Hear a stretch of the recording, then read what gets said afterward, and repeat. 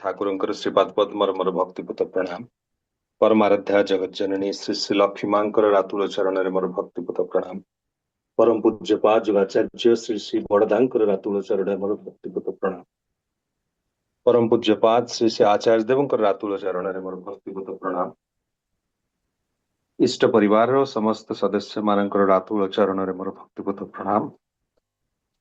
आज पवित्र सत्संग उपस्थित सत्संग परिचालक महोदय आमक प्रिय सुभाष भाई, सत्संग उपस्थित मोर माता एवं पिता, सत्संग उपस्थित आदर भाई माने, भक्तिमयी ममतामयी माँ माने, छोट पिला माने समस्त को मोर आनंदित जय गुरु। एते सुंदर भावमय कीर्तन परिवेशन होउथिला, ता पूर्व सुंदर भक्ति नैवेद्यर कार्यक्रम चली मन जमती गोटे उच्च स्थान रे विचरण करुथिला। वर्तमान आलोचनार समय। आज आलोचना गोटे विषय को नहीं आम माने रखिबा। से विषयटी होची सुस्वास्थ्यर उपाय। एई विषयटी प्रासंगिक समस्तंक पाई, छोट बड़ युवक वृद्ध बालक नर नारी समस्तंक पाई ई गोटे उपादेय विषय। से विषय नहीं आज आलोचना करिबा। आम माने जेतेबेले कहंती सुस्वास्थ्य बा भल स्वास्थ्य, सेटा कहले आमे कौन बुझंती? साधारणतः भावे बुझा जाए जे जो व्यक्तिंकर रोग व्याधि विशेष किछि नाही, जो व्यक्ति जनक सबु समय सबल सक्रिय, जहांक भितरे रोग प्रतिशोधक शक्ति, रोग प्रतिशोधक शक्ति बा रोग प्रतिरोधक शक्ति खूब बेसी अच्छी, जहा फल से रोग व्याधि को दूर रे रखि पारिछंती। जो व्यक्तिंकर यौवन दीर्घस्थायी अर्थात से वार्धक्य को खूब शीघ्र आसीबा पई दियंती नाही, तांकर सुस्वास्थ्य हेतु बा रोग प्रतिरोधक शक्ति हेतु से व्याधि को जय करी वार्धक्य को मध्य दूरे दी पारिछंती। एई सब होछि साधारण भाव में आम जहाँ बुझंती जने स्वास्थ्यवान मनुष्यर लक्षण। एवं जो व्यक्तिंकर स्वास्थ्य भल नाही, आमे कहि पारंती जे तांकर रोग व्याधि सब बेले लागि रहिछि।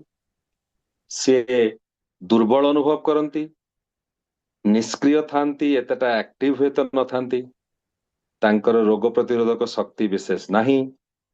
जेहेतु रोग व्याधि सब बेले लागि रही थाए, वार्धक्य जरा वार्धक्य मध्य खूब शीघ्र तांको जीवन रे आसीबार संभावना अछि। हेले प्रश्न होछि जे स्वास्थ्य कौन केवल शरीर को नहीं सीमित? वास्तव में ता नुहे। स्वास्थ्य सुंदर स्वास्थ्यर अर्थ होछि मोर निजर समस्त सत्ता बा अस्तित्व टाकू भल भावरे रखिबा, सुंदर भावरे रखिबा। तेणु मोर अस्तित्व भितरे खाली तो शरीर नहीं, शरीर अच्छी, मन अच्छी, आत्मा अच्छी। तेणु तेणु एई तीनोटी जेतबेले भल भावरे रहंती सेतबेले कहा जाई परे जणे स्वास्थ्यवान मनुष्य बोली। किंतु आउ टिके गभीर भावरे जदि जिबा ताहेले आमे माने बुझी परिबा जे आमर अस्तित्वटा केवल शरीर मन एवं आत्मा सीमित नुहे। श्री श्री ठाकुर अनुकूल चंद्र कहउछंती तांकर दीपरखी ग्रंथर प्रथम खंड श्री ठाकुर कहउछंती जे जहा जहा नहीं तुमे विद्यमान से समस्तटा होछि तुमर सत्ता बा अस्तित्व। तुमे तुमर शरीर मन आत्मा को नहीं कि तो विद्यमान एथिरे संदेह नाही, किंतु तुमर घर बाड़ी, तुमर परिवार परिजन, तुमर परिवेश, ये समस्त को नहीं तुमे बंची रहिछ। एई समस्तटा बिना तुमर अस्तित्व किंतु सुरक्षित नुहे। तेणु सुस्वास्थ्यर अर्थ होछि जे शरीर मन आत्मा एवं परिवेश ये समस्तटा को नहीं सामग्रिक भाव में सुस्थ रे रहिबा।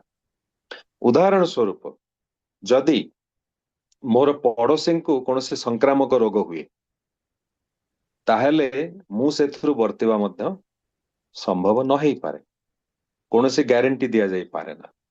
ପରିବାର ଭିତରେ ଜଣଙ୍କୁ କୌଣସି ରୋଗ ହୁଏ, ତାହା ଯେ ମତେ ସଂକ୍ରମିତ ନହବ ଏ କଥା ମଧ୍ୟ କୁହାଯାଇ ପାରେ ନା। ତେଣୁ ମୁଁ ସେତେବେଳେ ସୁସ୍ଥ ଯେତେବେଳେ ମୁଁ ମୋର ଶରୀର, ମନ, ଆତ୍ମା ଏବଂ ମୋର ପରିବେଶକୁ ନେଇ ସୁସ୍ଥ। ଇଏ ହଉଛି ସୁସ୍ୱାସ୍ଥ୍ୟର ଅସଲ କଥା।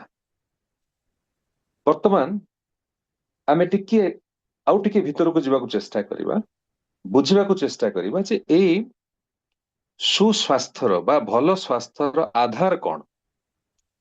କଣ ହଉଛି କାହା ଉପରେ ପର୍ଯ୍ୟବେସିତ ବା ଆଧାରିତ ହଉଛି ଏ ସୁସ୍ୱାସ୍ଥ୍ୟ? କଣ ଧରି ରଖିଛି ଏଇ ସୁନ୍ଦର ସ୍ୱାସ୍ଥ୍ୟକୁ?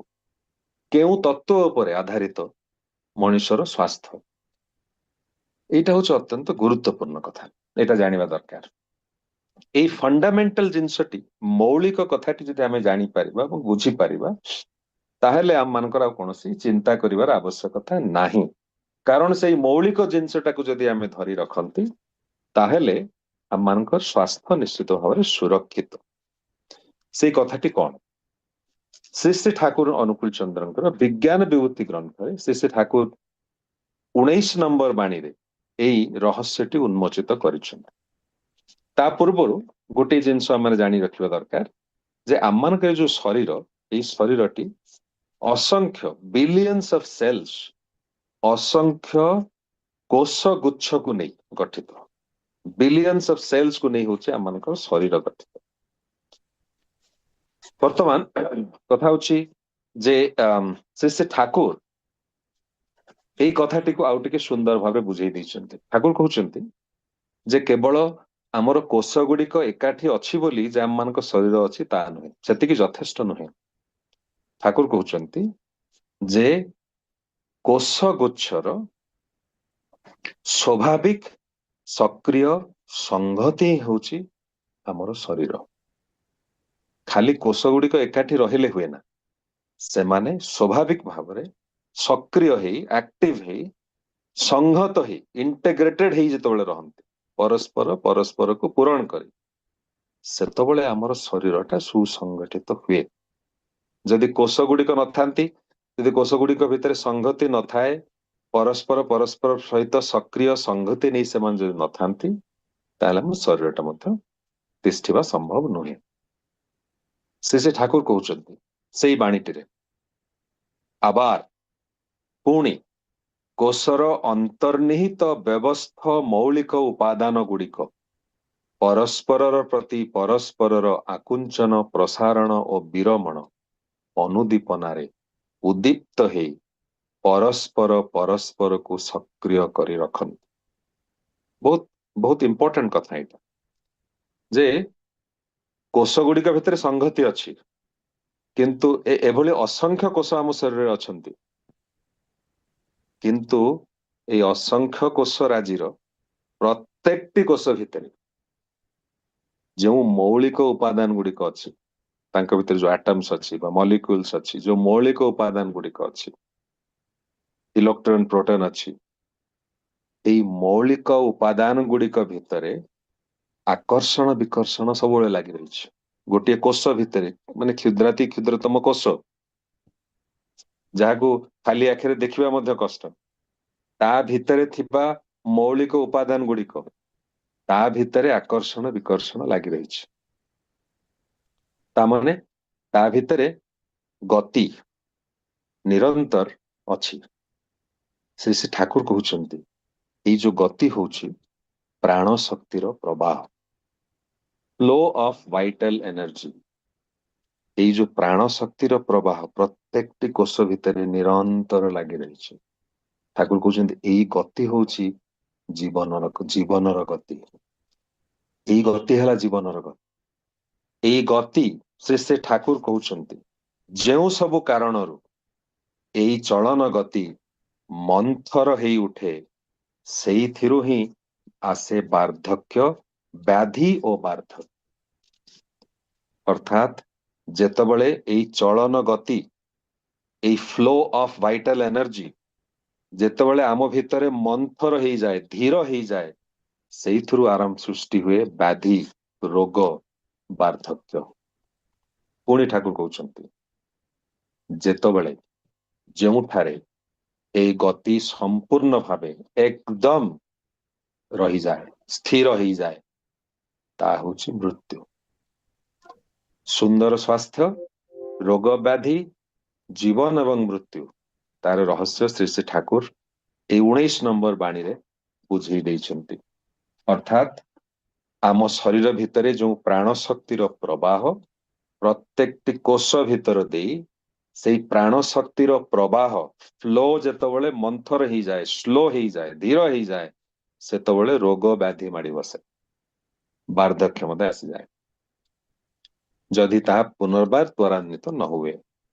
ଏବଂ ଯେତେବେଳେ ସେ ଗତି ସବୁଦିନ ପାଇଁ ରହିଯାଏ, ସ୍ଥିର ହେଇଯାଏ, ପୁରାପୁରି ସ୍ଥିର ହେଇଯାଏ, ସେତେବେଳେ ଆସେ ମୃତ୍ୟୁ। ଇଏ ହେଉଛି ସୁନ୍ଦର ସ୍ୱାସ୍ଥ୍ୟର ଆଧାର। ଆମମାନଙ୍କର ଏଇ ପ୍ରାଣ ଶକ୍ତିର ପ୍ରବାହ ଆମ ଶରୀର ଭିତରେ ହେଉଛି ସୁନ୍ଦର ଶକ୍ତି। ଏଇ ଯୋଉ ପ୍ରାଣ ଶକ୍ତିର ପ୍ରବାହ ହେଉଛି ସୁନ୍ଦର ସ୍ୱାସ୍ଥ୍ୟର ଆଧାର। କଥା ହେଉଛି ଶ୍ରୀ ଶ୍ରୀ ଠାକୁରଙ୍କୁ ଦିନେ ଜଣେ ଭକ୍ତ ପ୍ରଶ୍ନ କରୁଛନ୍ତି, ଠାକୁର ଆମେ ରୋଗଗ୍ରସ୍ତ କାହିଁକି ହଉ? ଠାକୁର କହୁଛନ୍ତି ରୋଗ ବା ଡିଜିଜ ମାନେ ହେଲା absence of ease, disease ମାନେ absence of ease, ସ୍ୱସ୍ତିର ଅଭାବ। ସ୍ୱସ୍ତିର ଅଭାବ କଣ? ଠାକୁର କହୁଛନ୍ତି ଯେତେବେଳେ ଏଇ ପ୍ରାଣ ଶକ୍ତିର ଯୋଉ ପ୍ରବାହ ସିଏ ଯେତେବେଳେ ତାର ଭାରସାମ୍ୟ ହରେଇ ବସେ ସେତେବେଳେ ରୋଗ ଆସେ। ଯଦି ସେଇ ଭାରସାମ୍ୟଟାକୁ ଆମେ ନଷ୍ଟ ହବାକୁ ଦିଅନ୍ତି ନାହିଁ, ଭାରସାମ୍ୟଟା ଯଦି ମେଣ୍ଟେନ କରି ରଖାଯାଇପାରେ ଏବଂ ଏଇ ପ୍ରବାହଟାକୁ ଯଦି ମନ୍ଥର ହବାକୁ ନ ଦିଅନ୍ତି, ତାହାକୁ ଯଦି ସ୍ୱାଭାବିକ ନର୍ମାଲ ରଖନ୍ତି ଯେଉଁଭଳି ବେଗରେ ବା ସ୍ପିଡରେ ତାହା ଚଳମାନ ହେବା କଥା, ତାହେଲେ ଆମେ ଆମ ସ୍ୱାସ୍ଥ୍ୟକୁ ରକ୍ଷା କରିପାରିବା, ସ୍ୱାସ୍ଥ୍ୟକୁ ଆମମାନେ ନିଶ୍ଚିତ ଭାବରେ ସୁରକ୍ଷିତ ରଖିପାରିବା। ବର୍ତ୍ତମାନ ଇଏ ହେଉଛି ଅସଲ କଥା। ଏଇ କଥାଟି ଯଦି ମନେ ରଖିବା ତାହେଲେ ଆଉ ଏଇ ସୁନ୍ଦର ସ୍ୱାସ୍ଥ୍ୟ ବିଷୟ ନେଇ ବିଶେଷ କିଛି ଭାବିବାକୁ ପଡିବ ନାହିଁ, କାରଣ ତାର ଯାହା ଉପାୟ ତାହା ଆମମାନେ ତାକୁ ନିଜ ଦୈନନ୍ଦିନ ଜୀବନରେ ପାଳନ କରିପାରିବା। ତ ଏଇ କଥାଟି ଆଲୋଚନାରେ ସବୁ ସମୟରେ ମନେ ରଖିବାକୁ ପଡିବ ଆମମାନଙ୍କୁ ଯେ ପ୍ରାଣ ଶକ୍ତିର ପ୍ରବାହ ତାହା ଯେମିତି ମନ୍ଥର ନ ହେଇଯାଏ, ତାହା ଯେମିତି ଭାରସାମ୍ୟ ନ ହରାଏ, ତାହା ଯେମିତି ଅଟକି ନଯାଏ। ଏତିକି ଯଦି କରିପାରିବା ତାହେଲେ ଆଉ କୌଣସି ଚିନ୍ତା କରିବାର ନାହିଁ। ଉଦାହରଣ ଦେଇ ଯଦି ବୁଝାଯାଏ ତାହେଲେ ଦେଖନ୍ତୁ ଗୋଟେ ତାର ଭିତରେ ତାରଟା ପଡି ରହିଛି, ସେଥିରେ କିଛି ହଉନାହିଁ, କିନ୍ତୁ ଯେତେବେଳେ ସେ ତାରଟିକୁ ଗୋଟେ ଇଲେକ୍ଟ୍ରିକ ପଏଣ୍ଟରେ ପାୱାର ସାଙ୍ଗରେ ତାକୁ କନେକ୍ଟ କରାଯାଏ ସେତେବେଳେ ତା ଭିତରେ ଇଲେକ୍ଟ୍ରିକ କରେଣ୍ଟର ପ୍ରବାହ ହୁଏ, ତାକୁ କୁହାଯାଏ ଲାଇଭ ୱାୟାର। ଯେତେବେଳେ ଇଲେକ୍ଟ୍ରିକ କରେଣ୍ଟ ନାହିଁ ସେଟା ହେଲା ଡେଡ ୱାୟାର, ସେ ୱାୟାରର ତାରର କିଛି ଭ୍ୟାଲ୍ୟୁ ନାହିଁ। ଯେତେବେଳେ କରେଣ୍ଟ ତା ଭିତରେ ପ୍ରବାହିତ ହୁଏ ତାକୁ କୁହାଯାଏ ଲାଇଭ ୱାୟାର। ଶରୀର ଏବଂ ପ୍ରାଣ ଶକ୍ତି ଠିକ ସେଇଭଳି। ଶରୀରଟି ହେଉଛି ଗୋଟେ ସ୍ଥୂଳ ଜିନିଷ, କିନ୍ତୁ ତାର କୌଣସି ମୂଲ୍ୟ ନାହିଁ ଯେପର୍ଯ୍ୟନ୍ତ ତା ଭିତରେ ପ୍ରାଣ ଶକ୍ତି ଭାଇଟାଲ ଏନର୍ଜି ର ପ୍ରବାହ ନ ହେଇଛି। ଯେତେବେଳେ ସେ ପ୍ରାଣ ଶକ୍ତିର ପ୍ରବାହ ହୁଏ ସେତେବେଳେ ଶରୀରଟି ଜୀବନ୍ତ ହେଇ ଉଠେ। ଇଏ ଠିକ ସେଇ କଥା। ଯଦି ସେଇ ତାରଟିକୁ ଯାହା ଭିତର ଦେଇ ଇଲେକ୍ଟ୍ରିକ କରେଣ୍ଟ ପ୍ରବାହିତ ହୁଏ ସେଇ ତାରଟି ଯଦି ବିଭିନ୍ନ ଜାଗାରେ କଟି ଯାଇଥାଏ, ଖଣ୍ଡିଆ ହେଇଯାଇଥାଏ, କଟି ଯାଇଥାଏ, ଛିଡି ଯାଇଥାଏ, ତାହେଲେ ସେଇ ତାରରେ ଇଲେକ୍ଟ୍ରିକ କରେଣ୍ଟ କଣ ପ୍ରବାହିତ ହେଇପାରିବ? ବା ଯଦି ପ୍ରବାହିତ ହୁଏ କେତେବେଳେ ଲାଇଟ ଜଳିବ, କେତେବେଳେ ପୁଣି ଲିଭିଯିବ, ଯାହାକୁ ଆମେ କହିବା ଲୁଜ କନେକ୍ସନ ହଉଛି, କାରଣ ତାରଟା କଟି ଯାଇଛି ବିଭିନ୍ନ ଜାଗାରେ, ତେଣୁ ଭଲ ଭାବରେ କରେଣ୍ଟ ତା ଭିତରେ ପ୍ରବାହିତ ହେଇପାରୁନାହିଁ। ଠିକ ସେଇଭଳି ଭାବରେ ଆମର ଶରୀରଟାକୁ ଯଦି ଆମେ ଠିକ ନ ରଖନ୍ତି, ଯଦି ଶରୀର ଭିତରେ ବିଭିନ୍ନ ରୋଗ ବ୍ୟାଧି ଲାଗି ରହିଥାଏ, ଶରୀରଟା ହିଁ ଠିକ ନଥାଏ, ତାହେଲେ ପ୍ରାଣ ଶକ୍ତି କଣ ତା ଭିତରେ ପ୍ରବାହିତ ହେଇପାରିବ ଠିକ ଭାବରେ? ଯେମିତି ଛିଣ୍ଡି ଯାଇଥିବା ତାର ଭିତରେ ଇଲେକ୍ଟ୍ରିକ କରେଣ୍ଟ ଠିକ ଭାବରେ ପ୍ରବାହିତ ହେଇପାରେ ନା, ଠିକ ସେମିତି ଶରୀରଟି ଯାହା ଖଣ୍ଡ ବିଖଣ୍ଡିତ ବା ଅସୁସ୍ଥ, ଯାହା ବିଭିନ୍ନ ଭାବରେ କ୍ଷୁର୍ଣ୍ଣ ହେଇଛି, ହାର୍ଟ ଭଲ ଭାବରେ କାମ କରୁନି କି ଲିଭର ଭଲ ଭାବରେ କାମ କରୁନି, ଏଇଭଳି ଗୋଟିଏ ଭଙ୍ଗା ଶରୀର ଭିତରେ ପ୍ରାଣ ଶକ୍ତି କିଭଳି ଭାବରେ ଉଚ୍ଛଳ ହେଇ ଉଠିବ ତାହା ସମ୍ଭବ ନୁହେଁ। ସେଇଥିପାଇଁ ଏଇ ଶରୀରଟାକୁ ଠିକ ରଖିବା ହଉଛି ଜରୁରୀ, ଅତ୍ୟନ୍ତ ଗୁରୁତ୍ୱପୂର୍ଣ୍ଣ କଥା। ଶରୀର ବିନା ପ୍ରାଣ ଶକ୍ତିର ପ୍ରବାହ ସମ୍ଭବ ନୁହେଁ। ପ୍ରାଣ ଶକ୍ତିର ପ୍ରବାହ ବିନା ଶରୀରର ମଧ୍ୟ କୌଣସି ଅସ୍ତିତ୍ୱ ନାହିଁ। ତେଣୁ ଯେମିତି ଗୋଟିଏ ଗାଡି ଏବଂ ଡ୍ରାଇଭର ନଥିଲେ ଗାଡିଟି ପଡି ରହିବ, ଗାଡିଟି ଆଗକୁ ବଢି ପାରିବ ନାହିଁ। କିନ୍ତୁ ଗାଡିଟି ନଥିଲେ ଡ୍ରାଇଭର ବସିବ କୋଉଠି? ତେଣୁ ଗାଡିଟି ଡ୍ରାଇଭରକୁ ଧାରଣ କରିଛି ଏବଂ ଡ୍ରାଇଭର ଗାଡିକୁ ଚଲାଉଛି। ସେମିତି ଆମର ଶରୀର ଆମର ଏଇ ପ୍ରାଣ ଶକ୍ତି ବା ଭାଇଟାଲ ଏନର୍ଜିକୁ ଧାରଣ କରିଛି ଏବଂ ଏଇ ପ୍ରାଣ ଶକ୍ତି ଆମର ଶରୀରକୁ ଚଲାଉଛି। ତେଣୁ ଉଭୟଙ୍କ ଉପରେ ନିର୍ଭରଶୀଳ। ଶରୀର ଯଦି ଭଲ ରହେ ତାହେଲେ ପ୍ରାଣ ଶକ୍ତି ସେଇ ଶରୀର ଭିତରେ ଦେଇ ସୁନ୍ଦର ଭାବରେ ସ୍ୱାଭାବିକ ଭାବରେ ପ୍ରବାହିତ ହେଇ ଶରୀରକୁ ଆହୁରି ଭଲ ରଖିପାରେ। ଠିକ ସେଇଭଳି ଭାବରେ ପ୍ରାଣ ଶକ୍ତି ଯଦି ଉଚ୍ଛଳ ହେଇ ଉଠେ ତାହେଲେ ତାହା ଶରୀରକୁ ମଧ୍ୟ ସୁସ୍ଥ କରି ତୋଳେ, ଠିକ ଭାବରେ ଶରୀରକୁ ପରିଚାଳିତ କରେ। ଇଏ ହଉଛି ସ୍ୱାସ୍ଥ୍ୟର, ସୁନ୍ଦର ସ୍ୱାସ୍ଥ୍ୟର ମୂଳକ। ବର୍ତ୍ତମାନ ସୁନ୍ଦର ସ୍ୱାସ୍ଥ୍ୟର ମୂଳ କଥା କଣ ବୁଝିଲେ? ମଣିଷ ସ୍ୱାସ୍ଥ୍ୟ କଣ ପାଇଁ ହରାଏ ସେ କଥା ବୁଝିଲେ। ଭାଇଟାଲ ଏନର୍ଜିର ଫ୍ଲୋ ଡିଷ୍ଟର୍ବ ହେଲେ ମଣିଷ ସୁନ୍ଦର ସ୍ୱାସ୍ଥ୍ୟ କିଭଳି ମେଣ୍ଟେନ କରିପାରେ ସେ କଥା ବି ବୁଝିଲେ। ଏଇ ଭାଇଟାଲ ଏନର୍ଜିକୁ ଯଦି ଆମେ ତାର ଭାରସାମ୍ୟକୁ ହରେଇବାକୁ ନ ଦିଅନ୍ତି ଏବଂ ତାହାକୁ ଯଦି ଚିରନ୍ତନ ଗତିଶୀଳ ଗତିମାନ କରି ରଖନ୍ତି। ଇଏ ତ ହେଲା ମୂଳ କଥା, ଇଏ ହେଲା ଏସେନ୍ସ। କିନ୍ତୁ ଉପାୟ କଣ? ଆଜିର ବିଷୟବସ୍ତୁ ହେଲା ସୁସ୍ୱାସ୍ଥ୍ୟର ଉପାୟ। ଟେକ୍ନିକଟା କଣ? ଟେକ୍ନିକଟା ହଉଛି ଯାହା ଶ୍ରୀ ଶ୍ରୀ ଠାକୁର ଅନୁକୂଳ ଚନ୍ଦ୍ର କହିଲେ, ତାହା ହଉଛି ସଦାଚାର, ସତ୍ ଆଚାର। ସଦାଚାର ମାନେ ହଉଛି ସେହି ଆଚରଣ ଯାହା ସତ୍ ବା ସତ୍ତାକୁ, ଅସ୍ତିତ୍ୱକୁ ପୋଷଣ ଦିଏ, ରକ୍ଷା କରେ। ଯେଉଁ ଆଚରଣ ଦ୍ୱାରା ମଣିଷର ସତ୍ତା ପୁଷ୍ଟ ହୁଏ, ସୁରକ୍ଷିତ ହୁଏ, ବର୍ଦ୍ଧିତ ହୁଏ, ସେ ହେଲା ସଦାଚାର। ଯେଉଁ ଆଚରଣ ଦ୍ୱାରା ମଣିଷର ଅସ୍ତିତ୍ୱ ବା ସତ୍ତା କ୍ଷୁର୍ଣ୍ଣ ହୁଏ ତାହା ହଉଛି ଅସତ୍ ଆଚରଣ, ତାହା ସଦାଚାର ନୁହେଁ। ତେଣୁ ଆମେମାନେ ଯଦି ସଦାଚାରର ନିୟମକୁ ଫଲୋ କରନ୍ତି ତାହେଲେ ଆମେମାନେ ଆମ ଶରୀର ଭିତରେ ଥିବା ଯୋଉ ଭାଇଟାଲ ଏନର୍ଜି ବା ପ୍ରାଣ ଶକ୍ତିର ପ୍ରବାହ ତାକୁ ଆମେ ଗତିମାନ, ପ୍ରବାହମାନ, ଚଳମାନ କରି ରଖିପାରିବା ଏବଂ ଶରୀରକୁ ଚିରଦିନ ପାଇଁ ସୁସ୍ଥ ରଖିପାରିବା, ବାର୍ଦ୍ଧକ୍ୟକୁ ଏଡେଇ ଦେଇପାରିବା ଏବଂ ଶ୍ରୀ ଶ୍ରୀ ଠାକୁରଙ୍କ ଭାଷାରେ ମୃତ୍ୟୁକୁ ମଧ୍ୟ ଜୟ କରିପାରିବା। ବର୍ତ୍ତମାନ ତାର ଉପାୟ କଣ?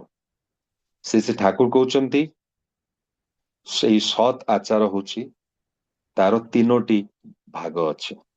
ଗୋଟିଏ ହେଲା ଶାରୀରିକ ସଦାଚାର, ଫିଜିକାଲ ହାଇଜିନ, ଆଉ ଗୋଟେ ହେଲା ମାନସିକ ସଦାଚାର, ମେଣ୍ଟାଲ ହାଇଜିନ, ଆଉ ଗୋଟେ ହେଲା ଆଧ୍ୟାତ୍ମିକ ସଦାଚାର, ସ୍ପିରିଚୁଆଲ ହାଇଜିନ।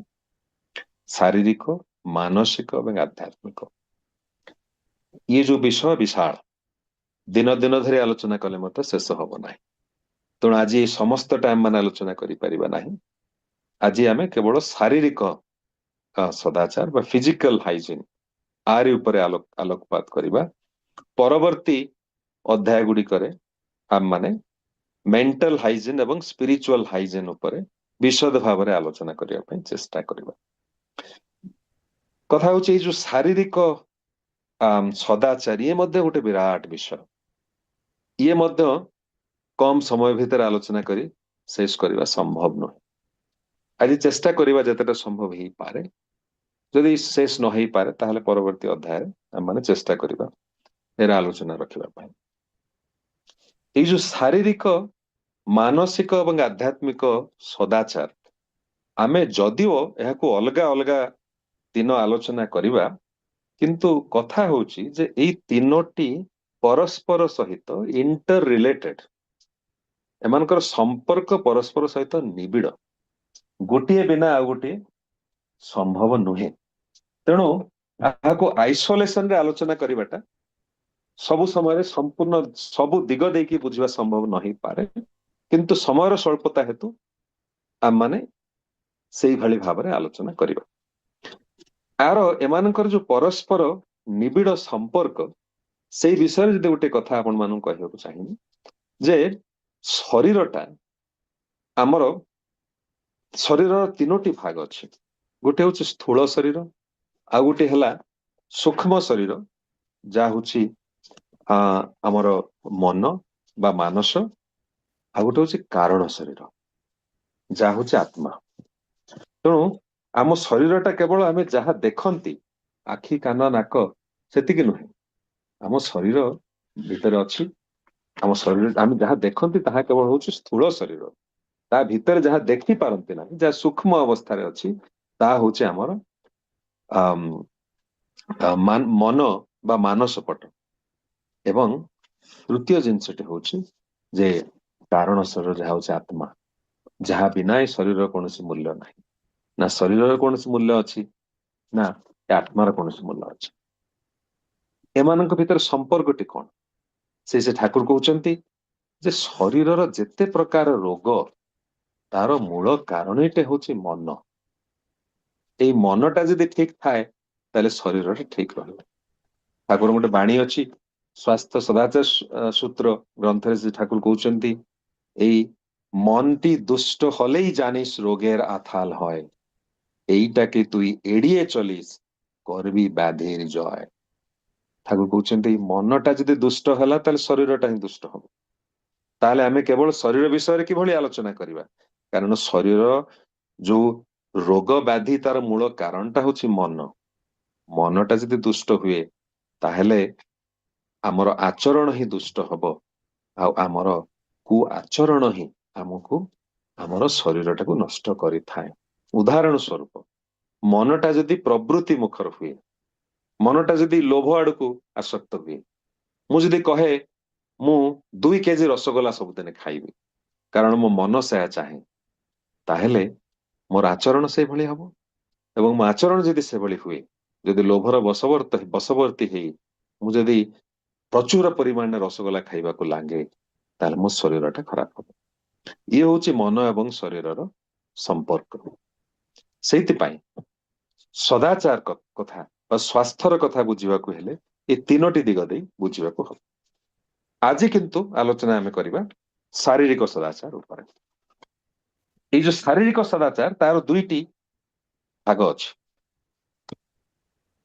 ଗୋଟେ ହଉଛି ସତ୍ ଆହାର, ଆଉ ଗୋଟେ ହଉଛି ସତ୍ ଚଳନ। ସତ୍ ଆହାର ମାନେ ମୁଁ କଣ ଖାଉଛି, ତାହାର ପ୍ରଭାବ ମୋର ଶରୀର ଉପରେ କିପରି। ସତ୍ ଚଳନ ହେଲା ମୋର ଚାଲି ଚଳନ ଆଚାର ବ୍ୟବହାର କିପରି, ତାହାର ମୋର ଶରୀର ଉପରେ ପ୍ରଭାବ। ଏଇ 2ଟି ଦିଗ ଦେଇ ଆମମାନେ ଚେଷ୍ଟା କରିବା ଆଲୋଚନା। ତେଣୁ ପ୍ରଥମେ ଆମେ ଆଲୋଚନା କରିବା ଖାଦ୍ୟ ଉପରେ, ଏବଂ ପରବର୍ତ୍ତୀ ସମୟରେ ଆମେ ଯିବା ଆମର ଦିନଚର୍ଯ୍ୟା, ଚଳନ, ଜୀବନଚର୍ଯ୍ୟା ଏସବୁ ଆଡକୁ, ଯାହା ଆମର ଶରୀର ଉପରେ ପ୍ରଭାବ ପକାଏ। ବର୍ତ୍ତମାନ ପ୍ରଥମ କଥା ହଉଛି ଯେ ଆହାର। ଏଇ ଆହାରର ପ୍ରଭାବ ଶରୀର ଉପରେ କଣ? ଗୋଟେ କଥା ଅଛି, ଆହାର ଶୁଦ୍ଧି ଶରୀର ଶୁଦ୍ଧି, ଆତ୍ମା ଶୁଦ୍ଧି। ଯଦି ମଣିଷର ଆହାରଟା ଶୁଦ୍ଧ ହୁଏ, ଠିକ ହୁଏ, ପିଓର ହୁଏ, ତାହେଲେ ଶରୀର ମଧ୍ୟ ଶୁଦ୍ଧ ରହିବ, ଆତ୍ମା ମଧ୍ୟ ଭଲ ରହିବ। ମଣିଷ ସୁନ୍ଦର ଭାବରେ ତାର ଜୀବନକୁ ଯାପନ କରିପାରିବ। ତେଣୁ ଆହାରଟା ହଉଛି ମୂଳ କଥା। ତାହେଲେ ଆହାରଟା କଣ? କେଉଁ ଆହାର ମଣିଷ ଗ୍ରହଣ କରିବା ଉଚିତ? ମଣିଷ କଣ ଖାଇବା ଉଚିତ, କଣ ଖାଇବା ଉଚିତ ନୁହେଁ? ଶ୍ରୀ ଠାକୁର କହୁଛନ୍ତି ଆହାର ହବା ଦରକାର ସାତ୍ବିକ। ସାତ୍ବିକ ମାନେ ସାଧାରଣତଃ ମାନେ ବୁଝନ୍ତି ମାଛ, ମାଂସ, ପିଆଜ, ରସୁଣ ନଥିଲେ ତାହା ହେଲା ସାତ୍ବିକ। ତାହା କିନ୍ତୁ ନୁହେଁ।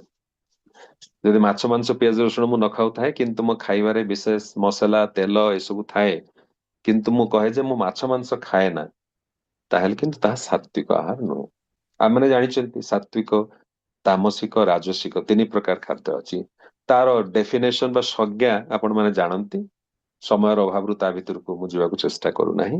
କିନ୍ତୁ ସାତ୍ବିକ ଖାଦ୍ୟ ହଉଛି ତାହା ଯାହା ସତ୍ତାକୁ ପୋଷଣ ଦିଏ, ଅସ୍ତିତ୍ୱକୁ ପୋଷଣ ଦିଏ, ଯାହା ଦ୍ଵାରା ମୋର ସତ୍ତା ବା ଅସ୍ତିତ୍ୱ ବା ସ୍ୱାସ୍ଥ୍ୟ ଭଲ ରହେ, ତାହା ହଉଛି ସାତ୍ଵିକ ଖାଦ୍ୟ। ଆମମାନେ ସାଧାରଣତଃ ଖାଦ୍ୟକୁ ବିଚାର କରନ୍ତି ଜିଭ ଦ୍ୱାରା, କିନ୍ତୁ ଖାଦ୍ୟକୁ ବିଚାର କରିବାକୁ ହେବ ଶରୀରର ସଂରକ୍ଷଣ କେଉଁଥିରେ ହୁଏ ତାହା ଦ୍ୱାରା। ତାହା ଦ୍ୱାରା ହିଁ ଆମମାନେ ବିବେଚନା କରିବା, ନିର୍ଦ୍ଧାରଣ କରିବା କେଉଁ ଖାଦ୍ୟ ଆମମାନଙ୍କ ଶରୀର ପାଇଁ ଭଲ। ଶ୍ରୀ ଶ୍ରୀ ଠାକୁର ଦି ମେସେଜ ର 8 ନମ୍ବର ଭଲ୍ୟୁମରେ 303 ବାଣୀରେ ଠାକୁର କହୁଛନ୍ତି, pure and proper diet builds the base of dharma. Pure and proper diet builds the base of dharma. ଦେଖନ୍ତୁ, ଖାଇବା ସାଙ୍ଗରେ ଧର୍ମର ସମ୍ପର୍କ ଶ୍ରୀ ଶ୍ରୀ ଠାକୁର ନେଇ ଆସିଛନ୍ତି।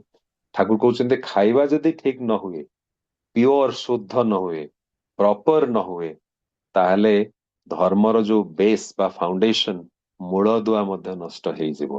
କାରଣ ଏ ଶରୀର ନଥିଲେ ଧର୍ମ ଆଚରଣ ସମ୍ଭବ ନୁହେଁ। এই ଶରୀର ଦ୍ୱାରା ହିଁ ମଣିଷ ଧର୍ମ ଆଚରଣ କରିବ। ସେଇଥିପାଇଁ ସାତ୍ଵିକ ଖାଇବାଟା ଅତ୍ୟନ୍ତ ଅତ୍ୟନ୍ତ ଗୁରୁତ୍ୱପୂର୍ଣ୍ଣ। ଶ୍ରୀ ଠାକୁର କହୁଛନ୍ତି, the balance diet is one that improves longevity with a normal and balanced go of life। Simple ଛୋଟିଆ କଥାଟି, ସେଇ କଥାଟି ହଉଛି ସାମ୍ୟ ବା ସନ୍ତୁଳିତ ଖାଦ୍ୟ, ଯାହା ମଣିଷର ଲଙ୍ଗଜିଭିଟି ବା ଆୟୁକୁ ଇମ୍ପ୍ରୁଭ କରେ ଏବଂ ଗୋଟିଏ ନର୍ମାଲ ଆଉ ବାଲାନ୍ସଡ ଗୋ ଅଫ ଲାଇଫ, ଯାହା ଦ୍ୱାରା ମଣିଷ ଏକ ସ୍ୱାଭାବିକ, ଏକ ସନ୍ତୁଳିତ ଜୀବନ ଯାପନ କରିପାରେ ବା ଯାହା ଏକ ସ୍ୱାଭାବିକ ଏବଂ ସନ୍ତୁଳିତ ଜୀବନ ଯାପନରେ ସହାୟକ ହୁଏ, ସେଇ ଖାଦ୍ୟ ହଉଛି ବାଲାନ୍ସ ଡାଏଟ। ତାହା ହିଁ ହଉଛି ଆମମାନଙ୍କର ଉପାଦେୟ, ତାହା ହିଁ ଆମମାନେ ଆହରଣ କରିବା ଉଚିତ। ଠାକୁର ପୁଣି କହୁଛନ୍ତି, we eat to live, not live to eat। ଆମେ ଖାଆନ୍ତି ବଞ୍ଚିବା ପାଇଁ, ଆମେ ଖାଇବା ପାଇଁ ବଞ୍ଚି ନାହାନ୍ତି, ଆମେ ବଞ୍ଚିବା ପାଇଁ ଖାଆନ୍ତି। କିନ୍ତୁ ସାଧାରଣ ଭାବରେ କଣ ଦେଖାଯାଏ, ଆମମାନଙ୍କ ଜୀବନରେ ମନେ ହୁଏ ଯେମିତି ଆମମାନେ ବଞ୍ଚିଛନ୍ତି କେବଳ ଖାଇବା ପାଇଁ। ପୁଣି ଠାକୁର ସେଇ ବାଣୀଟାରେ କହୁଛନ୍ତି, stomach is for life and life vitalizes stomach, but stomach is not life। ଠାକୁର କହୁଛନ୍ତି ଷ୍ଟମାକ୍ ବା ପାକସ୍ଥଳୀ ଇଏ ହଉଛି ଜୀବନ ପାଇଁ, ଆଉ ଜୀବନ ତାହାକୁ ଭାଇଟାଲାଇଜ କରେ, କିନ୍ତୁ ଏଇ ଷ୍ଟମାକ୍ ଟା କିନ୍ତୁ ଲାଇଫ ନୁହେଁ, ସିଏ ଜୀବନ ନୁହେଁ। ଏଇଟା ଜୀବନ ପାଇଁ ଆବଶ୍ୟକ, କିନ୍ତୁ ସେଇଟା ଯଦି ଜୀବନ ବୋଲି ମଣିଷ ଭାବେ, ତାହେଲେ କିନ୍ତୁ ଅସୁବିଧା। ବର୍ତ୍ତମାନ ତାହେଲେ ଯଦି ଖାଦ୍ୟ ହଉଛି ଶାରୀରିକ ସଦାଚାରର ଗୋଟେ ଗୁରୁତ୍ୱପୂର୍ଣ୍ଣ ଅଙ୍ଗ, ତାହେଲେ ଆମମାନେ ଖାଇବା କଣ? ଠାକୁର କହିଲେ ସାତ୍ଵିକ ପଦାର୍ଥ ଖାଇବା। ସାତ୍ଵିକ ଯାହା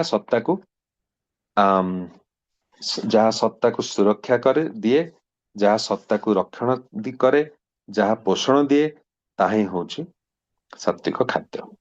ବିଭିନ୍ନ ପ୍ରକାର ତେଲ ମସଲା ଖାଦ୍ୟ ଏସବୁ ସାତ୍ଵିକ ଖାଦ୍ୟ ନୁହେଁ, ତାହା ରାଜସିକ ଏବଂ ତାମସିକ ଗୋଷ୍ଠୀର ଅନ୍ତର୍ଭୁକ୍ତ।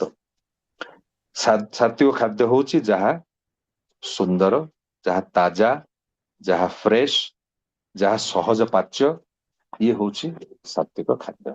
ଯାହା ଇଜିଲି ଡାଇଜେଷ୍ଟ କରାଯାଇପାରେ, ଯାହା ଶରୀରକୁ ବଳିଷ୍ଠ କରିପାରେ, ପୋଷଣ ଦେଇପାରେ, ଯାହା ଶରୀର ଭିତରେ ଥିବା ଯେ ନ୍ୟୁଟ୍ରିଏଣ୍ଟସ, ଭିଟାମିନ୍ସ, ପ୍ରୋଟିନ, ଏଗୁଡିକ ସନ୍ତୁଳିତ ଭାବରେ ଶରୀରକୁ ପ୍ରଦାନ କରେ, ଏସବୁ ହଉଛି ସାତ୍ଵିକ ଖାଦ୍ୟ। କେତେବେଳେ ଖାଇବା, କେତେ ପରିମାଣରେ ଖାଇବା? ଠାକୁର କହୁଛନ୍ତି ଅଧିକ ଖାଇବା ଭଲ ନୁହେଁ। ଶ୍ରୀ ଠାକୁର ଜଣେ ଭକ୍ତଙ୍କ ପ୍ରଶ୍ନର ଉତ୍ତରରେ କହୁଛନ୍ତି ଯେ ଆମମାନେ ତ ଏଇ ଯୋଉ ଶୁକ୍ରାଣୁ ଏବଂ ଡିମ୍ବାଣୁ, ଏହାକୁ ନେଇକି ତ ଆମ ଶରୀର ଗଠିତ, ତେଣୁ ଆମମାନଙ୍କ ଶରୀର ଭିତରେ ସୀମିତ ଶକ୍ତି ହିଁ ଅଛି। ଯଦି ପ୍ରଚୁର ପରିମାଣରେ ଆମେ ଖାଇ ଚାଲନ୍ତି, ତାହେଲେ ଆମ ଭିତରେ ଯୋଉ ଡାଇଜେସିଭ ସିଷ୍ଟମ ଅଛି, ତାହା ଉପରେ କିନ୍ତୁ ଖୁବ ଜୋରରେ ପ୍ରେସର ପଡେ, ଏବଂ ଖୁବ ଜୋରରେ ଯଦି ପ୍ରେସର ପଡେ, ତାହେଲେ ଆମର ଯୋଉ ଲିଭର, ଯେହେତୁ ଖୁବ ପ୍ରେସରରେ ତାକୁ ଅଧିକ ପରିଶ୍ରମ କରିବାକୁ ପଡେ, ମାତ୍ରାଧିକ ପରିଶ୍ରମ, ତାହେଲେ ଆମମାନଙ୍କ ପରମାୟୁଟା ହିଁ, କାରଣ ଏଇ ଯେ ଲିଭରଟି ଯଦି ଦୁର୍ବଳ ହେଇଯାଏ, ତାହେଲେ ଆମମାନଙ୍କର ନିଶ୍ଚିତ ଭାବରେ आयु मध्य कमी जिबार संभावना। तेणु श्री ठाकुर कहउचंती बेसी परिमाण रे खाइबाटा उचित नहे, जेतिकी प्रयोजन सेतिकी खाइबा उचित, ताठू अधिका नहे। ठाकुर को पचरा ହେଇଛି ଯେ କେତେବେଳେ ଖାଇବା କଥା, ଶ୍ରୀ ଠାକୁର କହୁଛନ୍ତି ଯେତେବେଳେ ଭୋକ ଲାଗିବ ସେତେବେଳେ ଖାଇବ, ଯଦି ଭୋକ ନ ଲାଗେ ତାହେଲେ ଖାଇବାର ଆବଶ୍ୟକତା ନାହିଁ। କିନ୍ତୁ ଆ ଭିତରେ ଗୋଟେ ଇମ୍ପୋର୍ଟାଣ୍ଟ କଥା ଅଛି, କଥାଟି ହଉଛି ଯେ ଯଦି ଭୋକ ନ ଲାଗେ ତାହେଲେ ତ ଅସୁବିଧା, ତାହେଲେ ଭୋକ ଲାଗିବା ପାଇଁ ଭୋକ ନ ଲାଗେ ସେତେବେଳେ ମଣିଷ ଯଦି ପରିଶ୍ରମ ନ କରେ, ଯଦି ମଣିଷ ଅଳସୁଆ ହେଇଥାଏ ଏବଂ ସେ ଯଦି ଭଲ ଭାବରେ ପରିଶ୍ରମ ନ କରେ ଖାଲି ବସି ରହେ, ଆମ ମାନେ ଆଜିକାଲିର ଯୋଉ ଯୁଗରେ ଦେଖାଯାଏ ବହୁତ ସମୟରେ ମଣିଷ ସେଡେଣ୍ଟାରୀ ଲାଇଫଷ୍ଟାଇଲ, ଯୋଉମାନେ ଅଫିସରେ କାମ କରନ୍ତି, ଆଇଟି ପ୍ରଫେସନାଲ, ବ୍ୟାଙ୍କରେ କାମ କରନ୍ତି, ସେମାନେ ଘଣ୍ଟା ଘଣ୍ଟା ବସି ରହନ୍ତି, ଫିଜିକାଲ ଆକ୍ଟିଭିଟି ନଥାଏ। ତେଣୁ ସେମାନଙ୍କର ଶାରୀରିକ ପରିଶ୍ରମ ନଥାଏ। ଶ୍ରୀ ଠାକୁରଙ୍କୁ ଆଲୋଚନା ପ୍ରସଙ୍ଗର ନବମ ଖଣ୍ଡରେ ଏଇ ଭକ୍ତଙ୍କ ସହ ଏଇ ପ୍ରଶ୍ନ ଉତ୍ତର, ଠାକୁରଙ୍କୁ ଜଣେ ଭକ୍ତ ପଚାରୁଛନ୍ତି ଖାଇବାର ସମୟ ସମ୍ବନ୍ଧରେ ଆପଣଙ୍କର ମତ କଣ? ଶ୍ରୀ ଠାକୁର କହିଲେ ଭୋକ ଲାଗିଲେ ହିଁ ସେତେବେଳେ ଖାଇବା ଭଲ। ଭାଇ ଜଣକ ପୁଣି ପ୍ରଶ୍ନ କରୁଛନ୍ତି, ଆଜ୍ଞା ହେଲେ ଡାକ୍ତର ମାନେ ତ କହନ୍ତି ସବୁଦିନେ ନିର୍ଦ୍ଦିଷ୍ଟ ସମୟରେ ଖାଇବାର କଥା, ଯେତେବେଳେ ଆପଣ ବ୍ରେକଫାଷ୍ଟ ନିଅନ୍ତି, ଲଞ୍ଚ ନିଅନ୍ତି, ଡିନର ନିଅନ୍ତି, ସେଇ ସମୟରେ ଖାଇବାର କଥା। ଶ୍ରୀ ଠାକୁର ଉତ୍ତରରେ କହୁଛନ୍ତି ପ୍ରତିଦିନ ନିର୍ଦ୍ଦିଷ୍ଟ ସମୟରେ ଯଦି ଭୋକ ଲାଗେ ତାହେଲେ ତା ଖୁବ ହିଁ ଭଲ, ସେଇଟା ସବୁଠୁ ଭଲ। କିନ୍ତୁ ଭୋକ ନ ଲାଗିବା ସତ୍ତ୍ୱେ ମଧ୍ୟ କଣ ଖାଇବା ଭଲ? ପ୍ରତିଦିନ ଯଦି 12ଟା ସମୟରେ ମୁଁ ଲଞ୍ଚ କରେ, ଯଦି ସେଇ ସମୟରେ ଭୋକ ଲାଗେ ଏବଂ ମୁଁ ଲଞ୍ଚ ନିଏ ତାହେଲେ ବହୁତ ଭଲ। କିନ୍ତୁ 12ଟା ସମୟରେ ମତେ ଯଦି ଭୋକ ନ ଲାଗେ ତାହେଲେ ଜବରଦସ୍ତି ଖାଇବାଟା କଣ ଭଲ? ନିଶ୍ଚିତ ଭାବରେ ପାକସ୍ଥଳୀ ବା ଲିଭର ଉପରେ ଆମର ନିଶ୍ଚିତ ଭାବରେ ପ୍ରଭାବ ତ ପଡିବ ହିଁ। ଠାକୁର କହୁଛନ୍ତି ଅବସ୍ଥା ଦିନେ ଦିନେ ଅବସ୍ଥା ବୁଝି ବେଳା ଗୋଟାଏ ବେଳା ନ ଖାଇ ବା ଖୁବ ହାଲକା ଖାଦ୍ୟ ଖାଇଲେ ସେଥିରେ ଭୋକଟା ଠିକ ରହେ। ତେଣୁ ଯଦି ପ୍ରয়োଜନ ହୁଏ କେବେ କେବେ ଗୋଟିଏ ଦିନ, ସପ୍ତାହରେ ଗୋଟିଏ ଦିନ ବା 2 ଦିନ ଗୋଟିଏ ବେଳା ନ ଖାଇଲେ ଯୋଉ ଭୋକଟା ନ ହଉଥିଲା ତାହା ପୁଣି ହୁଏତ ଭୋକଟା ଠିକ ହବା ଆରମ୍ଭ କରିପାରେ। ପେଟକୁ ଅଯଥା ଚାପ ଦିଅ ନାହିଁ, ଯେଉଁ ଚାପ ଦେଲେ ତାହା ଖାଦ୍ୟକୁ ହଜମ କରିପାରେ ନାହିଁ, ସେଥିରେ ବରଂ କ୍ଷତି ହବ। କ୍ଷୁଧା ବୁଝି କୌଣସି କୌଣସି ଦିନ ଭାତ ରୁଟି ଇତ୍ୟାଦି ନ ଖାଇ ଲିକ୍ୱିଡ ଫୁଡ ଖାଇବା ଭଲ। ସୁସ୍ଥ ଅବସ୍ଥାରେ ମଝିରେ ମଝିରେ ହାଲକା ଖାଇ ଉପବାସ ଶୁକ୍ରବାର କରିବା ପରି ପୂର୍ବାହ୍ନେ ହବିଷାନ୍ନ ଗ୍ରହଣ କରି ସେଦିନ ଆଉ କିଛି ନ ଖାଇ ଏଇଭଳି ଭାବରେ ଯଦି ଅଭ୍ୟାସ କରି ଦିଆଯାଏ ତାହେଲେ ଦେଖାଯିବ ଯେ ମଣିଷର ଏଇ ଯୋଉ ଖାଇବାର ଯୋଉ ନିୟମଟା ନିଶ୍ଚିତ ଭାବରେ ଗୋଟେ ଶୃଙ୍ଖଳିତ ଅବସ୍ଥାକୁ ଆସିଯାଇଥାଏ। ଆଲୋଚନା ପ୍ରସଙ୍ଗରେ ନବମ ଖଣ୍ଡରେ ଶ୍ରୀ ଠାକୁର କଥା କହିଛନ୍ତି। ତେଣୁ ଶ୍ରୀ ଠାକୁର ଖୁବ ସୁନ୍ଦର ଭାବରେ କ୍ଲିୟର କରିଦେଇଛନ୍ତି ଯେ କେତେ ପରିମାଣରେ ଆମେ ଖାଇବା ଉଚିତ ଏବଂ କେତେବେଳେ ଖାଇବା ଉଚିତ। ଏଇ କେତେବେଳେ ଖାଇବା ଉଚିତ ଏଇ ବିଷୟ ନେଇ ଶ୍ରୀ ଠାକୁର ଅନ୍ୟ ଜାଗାରେ କହିଛନ୍ତି ଯେ ସୂର୍ଯ୍ୟ ଉଦୟ ଏବଂ ସୂର୍ଯ୍ୟାସ୍ତ ଭିତରେ ଖାଇବାଟା ହିଁ ଭଲ। ଆମମାନେ କଣ କରନ୍ତି, ବାହାଘର ଭୋଜି ଭାତ ଏସବୁ ରାତି 9ଟା 10ଟା 11ଟା, ଯୋଉମାନେ ଲମ୍ବା ସମୟ ଅଫିସରେ କାମ କରନ୍ତି ଘରେ ଆସିକି ରାତି 9ଟା 10ଟା 11ଟାରେ ଡିନର କରନ୍ତି, ତାହା ଭଲ ନୁହେଁ। ତାହା ବିଳମ୍ବିତ ରାତ୍ରିରେ ଯଦି ଆମମାନେ ଖାଦ୍ୟ ଗ୍ରହଣ କରନ୍ତି ଖାଦ୍ୟ ହଜମ ହବାରେ କଷ୍ଟ ହୁଏ। ଠାକୁର କହୁଛନ୍ତି ସବୁଠାରୁ ବେଷ୍ଟ ସମୟ ଖାଇବା ପାଇଁ ହଉଛି ସୂର୍ଯ୍ୟ ଉଦୟ ଏବଂ ସୂର୍ଯ୍ୟ ଅସ୍ତ ଭିତରେ। ଅନେକ ଲୋକ କହିପାରନ୍ତି, ଆଜିକାଲି ଯୋଉମାନେ ଚାକିରି ବାକିରି କରନ୍ତି, କର୍ମକ୍ଷେତ୍ରକୁ ଯାଆନ୍ତି, ଯେ ସୂର୍ଯ୍ୟ ଅସ୍ତ ପୂର୍ବରୁ ଖାଇବାଟା ତ ଅଲମୋଷ୍ଟ ଅସମ୍ଭବ, କାରଣ ଆମେ ତ କର୍ମକ୍ଷେତ୍ରରୁ ଫେରି ନଥିବା। ସେଇ କ୍ଷେତ୍ରରେ ଏତିକି କୁହାଯାଇପାରେ ଯେ ସୂର୍ଯ୍ୟାସ୍ତ ପରେ ଯେତେ ଶୀଘ୍ର ଖାଇପାରନ୍ତି ସେତେ ହିଁ ଭଲ।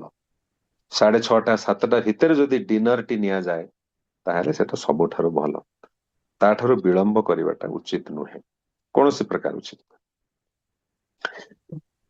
ବର୍ତ୍ତମାନ କଥା ହଉଛି ଆମମାନେ ଆଲୋଚନା କଲେ ଯେ କଣ ଖାଇବା, କେତେ ପରିମାଣରେ ଖାଇବା, କେତେବେଳେ ଖାଇବା। ତାପର କଥା ହଉଛି କଣ ଖାଇବା ତ ଆଲୋଚନା କଲେ, କଣ ନ ଖାଇବା। ତା ପୂର୍ବରୁ ଆଉ ଗୋଟେ କଥା ବହୁତ ଇମ୍ପୋର୍ଟାଣ୍ଟ କଥା, ଠାକୁର ବହୁତ ଗୋଟେ ଭଲ କଥା କହିଛନ୍ତି। କଥାଟି ହଉଛି ଯେ ଆମେ ଯାହା ଖାଇବା ତାର ଚାରି ଭାଗରୁ 3 ଭାଗ ହବା ଦରକାର ଖାଦ୍ୟ ଏବଂ ଗୋଟିଏ ଭାଗ ହବା ଦରକାର ପାଣି। ଆମମାନେ କଣ କରନ୍ତି, ପାଣି ଯଥେଷ୍ଟ ପିଅନ୍ତି ନାହିଁ। ଆମେମାନେ ପେଟରେ ଖାଦ୍ୟକୁ ଏମିତି ଭର୍ତ୍ତି କରିଦେଇଥାନ୍ତି ଯେ ଆଉ ଆମମାନଙ୍କର ଖାଇବା ପାଇଁ, ପାଣି ପିଇବା ପାଇଁ ସେଥିରେ ଜାଗା ନଥାଏ। ଠାକୁର କହୁଛନ୍ତି ଯେ 3 ଭାଗ, 3/4 of food and 1/4 of pure water.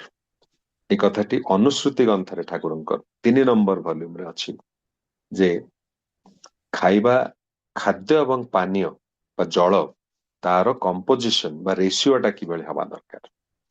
ଆମମାନେ ଯୋଉ ଖାଆନ୍ତି ତାର 4 ଭାଗରୁ ଗୋଟିଏ ଭାଗ ହବା ଦରକାର ରନ୍ଧା ଖାଦ୍ୟ, କୁକଡ ଫୁଡ। ଆଉ ଗୋଟିଏ ଭାଗ ତ ହବ ପାଣି। ଆଉ ଯୋଉ ରହିଲା 2ଟି ଭାଗ, ତା ଭିତରୁ ଗୋଟିଏ ଭାଗ ହବା ଉଚିତ ଅନକୁକଡ ଫୁଡ, ମାନେ ଫଳ, ଆପଲ ହେଲା, ମ୍ୟାଙ୍ଗୋ ହେଲା, ସଫେଟା ହେଲା, ବିଭିନ୍ନ ପ୍ରକାର ଫଳ, ବିଭିନ୍ନ ପ୍ରକାର ପନିପରିବା ଯାହା ଆମେ ଖାଇପାରନ୍ତି, କାକୁଡି ଖାଇପାରନ୍ତି, ଟମାଟୋ ଖାଇପାରନ୍ତି, ଗାଜର ଖାଇପାରନ୍ତି, ଯାହା ରନ୍ଧା ନ ହେଇଥିବା ଖାଦ୍ୟ। ଆଉ ଗୋଟିଏ ଭାଗ ହଉଛି ପ୍ରିବାୟୋଟିକ ବା ପ୍ରୋବାୟୋଟିକ, ମାନେ ଦହି ଇତ୍ୟାଦି ଫର୍ମେଣ୍ଟେଡ ଫୁଡ ଯେଗୁଡିକ, ଯାହା ଆମେ ସାଧାରଣତଃ ଖାଆନ୍ତି ନାହିଁ। ପୂର୍ବ ଭାରତରେ ଦେଖାଯାଏ ତାର ଖାଇବାର ପ୍ରଚଳନ କମ। ଦକ୍ଷିଣ ଭାରତରେ ଦେଖାଯାଏ ଦହି ଇତ୍ୟାଦି ସେମାନେ ଅଧିକ ଖାଆନ୍ତି। କିନ୍ତୁ ଦହିଟି ମଧ୍ୟ ସ୍ୱାସ୍ଥ୍ୟ ପାଇଁ ଖୁବ ଭଲ। ଯାହା ହଉ, କଥା ହଉଛି ଯେ 1/4 ଅଂଶ ହଉଛି ରନ୍ଧା ଫୁଡ, ଆଉ 1/4 ହଉଛି ଆମମାନଙ୍କର କଞ୍ଚା ଫୁଡ। ତାହା ଆମର ସ୍ୱାସ୍ଥ୍ୟ ପାଇଁ ଅତ୍ୟନ୍ତ ଜରୁରୀ। ଆଉ ଗୋଟିଏ କଥା ମନେ ରଖିବାକୁ ପଡିବ, 4 ଭାଗରୁ ଗୋଟିଏ ଭାଗ କିନ୍ତୁ ହବା ଦରକାର ପାଣି। এটা ଅତ୍ୟନ୍ତ ଗୁରୁତ୍ୱପୂର୍ଣ୍ଣ। ଖାଇବା ଭିତରେ ବିଭିନ୍ନ ପ୍ରକାର ପନିପରିବା, ଶାଗ ସବଜି, ଏସବୁ ଅତ୍ୟନ୍ତ ଇମ୍ପୋର୍ଟାଣ୍ଟ। ଆଉ ଗୋଟେ ଗୁରୁତ୍ୱପୂର୍ଣ୍ଣ କଥା ଆପଣମାନଙ୍କୁ ଅନୁରୋଧ କରୁଛି, ମନେ ରଖନ୍ତୁ ଏବଂ ଚେଷ୍ଟା କରିବେ ନିଜ ଦୈନନ୍ଦିନ ଜୀବନରେ ପାଳନ କରିବା ପାଇଁ। ସେଟା ହଉଛି ଶାଗ। ଠାକୁର କହିଛନ୍ତି ବିଭିନ୍ନ ପ୍ରକାର ଶାଗ ଅଛି। ଏଇ ଶାଗ ଯୋଉ ଅଛି ତା ଭିତରୁ ଠାକୁର କହୁଛନ୍ତି ପ୍ରତ୍ୟେକ ଦିନ ଯଦି ଗୋଟିଏ ପ୍ରକାର ଶାଗ ତୁମେ ଖାଅ, ତାହା ଶରୀର ପାଇଁ ଅତ୍ୟନ୍ତ ଭଲ। ଗୋଟିଏ ପ୍ରକାର ଶାଗ ଯଦି ଆମେ ଆଟଲିଷ୍ଟ ଗୋଟିଏ ଶାଗ ଯଦି ଖାଆନ୍ତି, ତାହେଲେ ତ ଶରୀର ପାଇଁ ବିଶେଷ ଭାବରେ ସେଇଟା ଭଲ। ଆମମାନେ ସାଧାରଣତଃ ଶାଗ ଖାଇବା ବନ୍ଦ କରିଦେଲେଣି। ଗାଁ ଗହଳିରେ ଯୋଉମାନେ ରହନ୍ତି ସେମାନେ ବି ତ ଟିକେ ଫ୍ରେଶ ତାଜା ଶାଗ ଫାଗ ପାଆନ୍ତି। ଅନ୍ୟମାନେ ବି ତ ସହର ବଜାରରେ, ଆମମାନଙ୍କ ଅଭ୍ୟାସ ଏଭଳି ଭାବରେ ହେଇଗଲାଣି ଫାଷ୍ଟ ଫୁଡ ଖାଇବା, ପିଜା ବର୍ଗର ଖାଇବା, ଯେ ଏସବୁ ତାଜା ପନିପରିବା ସବଜି ଘର ରନ୍ଧା ଖାଇବା ଏସବୁ ରୀତିମତ ପ୍ରାୟ ବର୍ତ୍ତମାନ ବନ୍ଦ ହେଇଗଲାଣି ଏବଂ ଆମ ପିଲାମାନେ ମଧ୍ୟ ସେଇ ଆଡକୁ ବିଶେଷ ଭାବରେ ଆକୃଷ୍ଟ ହେଲେ। ଇଏ ତ ହଉଛି କଣ ଖାଇବା କଥା, କଣ ନ ଖାଇବା କଥା। କେଉଁ ଖାଦ୍ୟ ସମ୍ପୂର୍ଣ୍ଣ ଭାବରେ ବର୍ଜନୀୟ? ଆମିଷ ଖାଦ୍ୟ ସମ୍ପୂର୍ଣ୍ଣ ଭାବରେ ବର୍ଜନୀୟ। ଇଏ ନେଇ ଅନେକ ଆଲୋଚନା ହେଇଛି ଏବଂ ଏଇ ନେଇ ଅନେକ ଆଲୋଚନା ହବ।